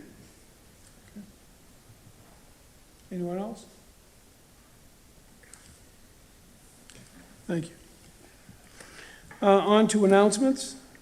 Board members have any announcements? New business? Yes, Mr. Yeah, Mr. Chairman, let me just back up a second. This is my second spin at on the Board of Selectmen. As you know, our Select Board, we were Board of Selectmen at the time, and at one point, and I was on from 2003 to 2006. And one of the things that I did at that time was that I had mentioned about the West Schoolhouse. And I said, well, we're coming up on our 275th anniversary in the town. And then town manager said, hey, you know, we've got $250, have at it. And let's see what we can do at the West Schoolhouse. So let's fast forward, we got our 300th anniversary coming up in 2030. And we have another building that needs some love and, was voted on a town meeting to preserve the Bazell School. And that was back in November. And it's been almost a year, and we've done nothing one way or the other. It's just locked the door and said, okay, we're here. What I'd like to propose is that we have an agenda item for our next meeting, and hopefully Ms. Maselli will be included in it, because I know she has comments on the Bazell. But what I'd like to do is that see what we can do to preserve the building. You know, again, right now it's weather tight, but it's just sitting there. And again, any empty building is going to just sit and rot. You know, what we end up doing with it remains to be seen. You know, back in 2003, when we talked about the West Schoolhouse, that was in such a dilapidated condition that basically it was, fit to be torn down. I mean, it was. One of the comments that was made to me that from an old building inspector said, it seems like the paint is holding the building together. I mean, it was that far gone, and again, they were looking to knock it down at one point, even though it was placed on the National Register of Historic Places. That said, like I said, what I'd like to see is that I'd like to see us form a committee and see what we can do with it, whether we use the $615,000 or whatever it was that was approved at town meeting or not remains to be seen, but there may be ways that we can do some work to it. And as the process goes through, we may be able to find a suitable use or suitable uses for the building. I know, things have come up, like the town manager was talking about using it for storage of town documents pending them being shredded. We've talked about you being used for our historical commission. We've talked about for the Arts Council and other uses. And I'd like to see what we can do. I mean, let's put our heads together and see what we can do to actually get this building going. And again, whether we use the town money or not, I know some people have reservations, even though it was well overwhelmingly approved at town meeting, and it's the residents that approved it. We didn't sit here at our meeting and approve it. It was town meeting that approved it, and that money's reserved. And overwhelmingly, the building was voted on to be saved. And I know we get into discussions, well, is it the town manager that's in charge of the building? Is it the select board that's in charge of the building? At the end of the day, it's all of us that are in charge of that building, whether we can say, emphatically, who's got the keys to it, so to speak. But like I said, I'd like to see an agenda item, and I'd like to see if we could, work, hand in hand with, probably the building department. We could talk to the, again, we had mentioned the possibility of outside organizations, prisoners, Shawshene Tech to do some of the work. There may be opportunities to get corporate sponsorships. Some of our corporations in town might want to, throw in some money. And as we go along, just like with the West Schoolhouse, when we restored it, we didn't have a use. we just said, you know what, it was important enough to restore.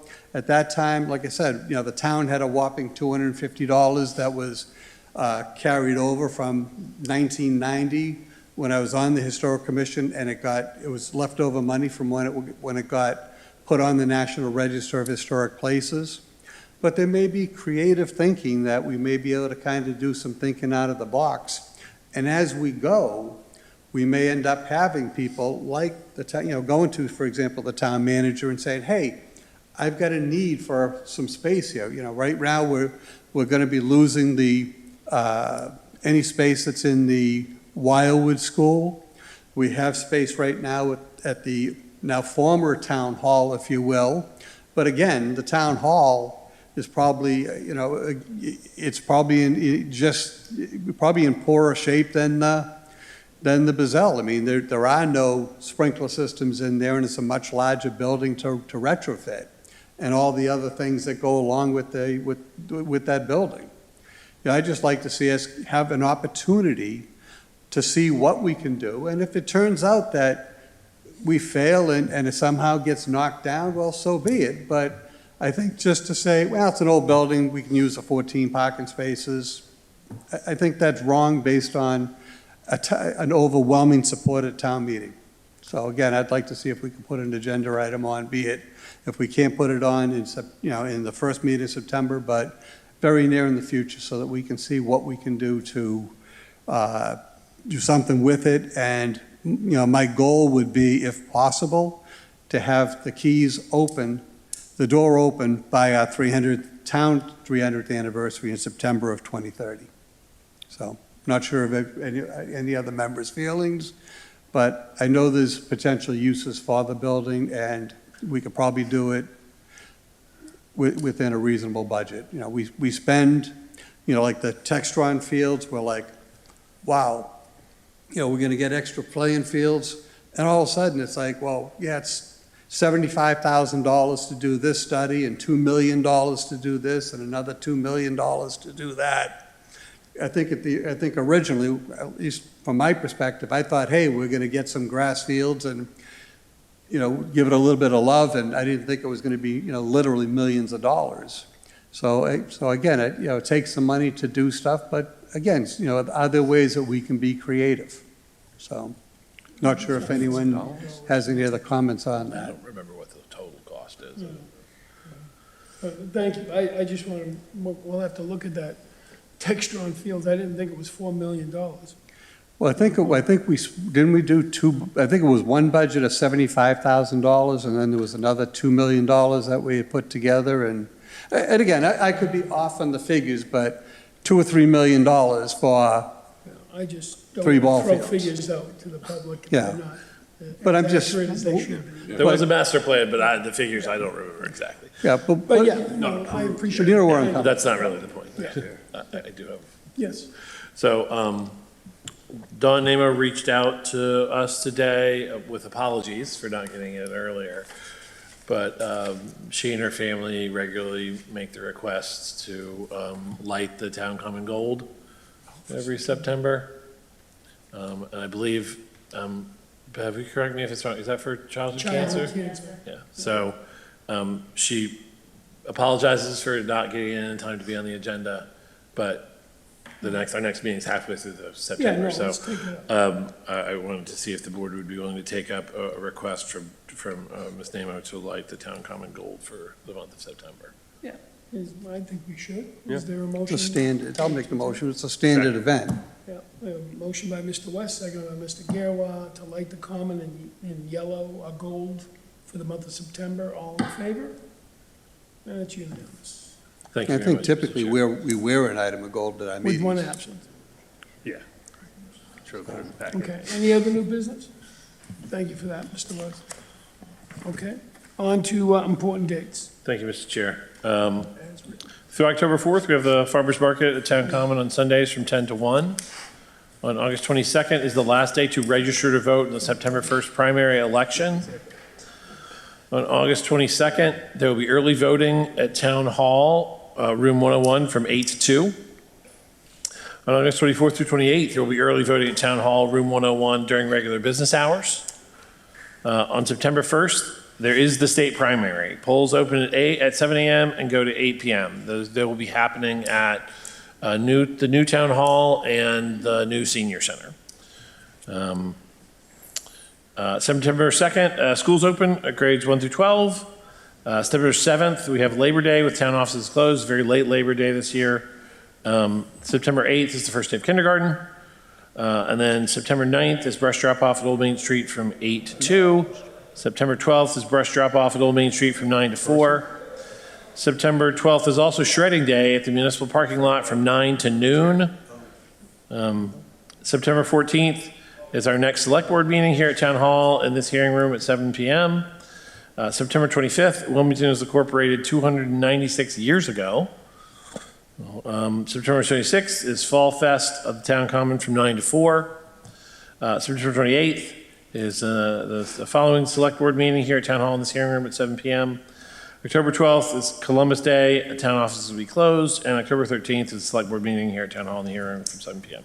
Thank you very much, Mr. Chair. Thank you. And our salute to service today goes out to Raymond J. Landry. Raymond J. Landry was born in Lowell, Massachusetts, 1938. Enlisted in the U.S. Navy in August of 1955 from Boston, Massachusetts. Served on the USS Maury AGS-16, where he began as a resurveyor of the North Atlantic to correct existing false surroundings on navigational charts and studying methods for hurricane and weather predictions. Through 1957, he served in the Western Atlantic, surveying as far north as Newfoundland in the summer months and working in the south as far south as the West Indies during the winter. Separated from service in November of 1957 from Brooklyn, New York. He is a longtime resident here in Wilmington. He's raised his children here, and he still remains in Wilmington. And we salute Raymond J. Landry. Thank you for your service, sir. Motion to adjourn. Second. Motion to adjourn by Second. Mr. Palmer, second by Mr. Gerwa. Any discussion? All in favor? And that's unanimous. And we have one absent.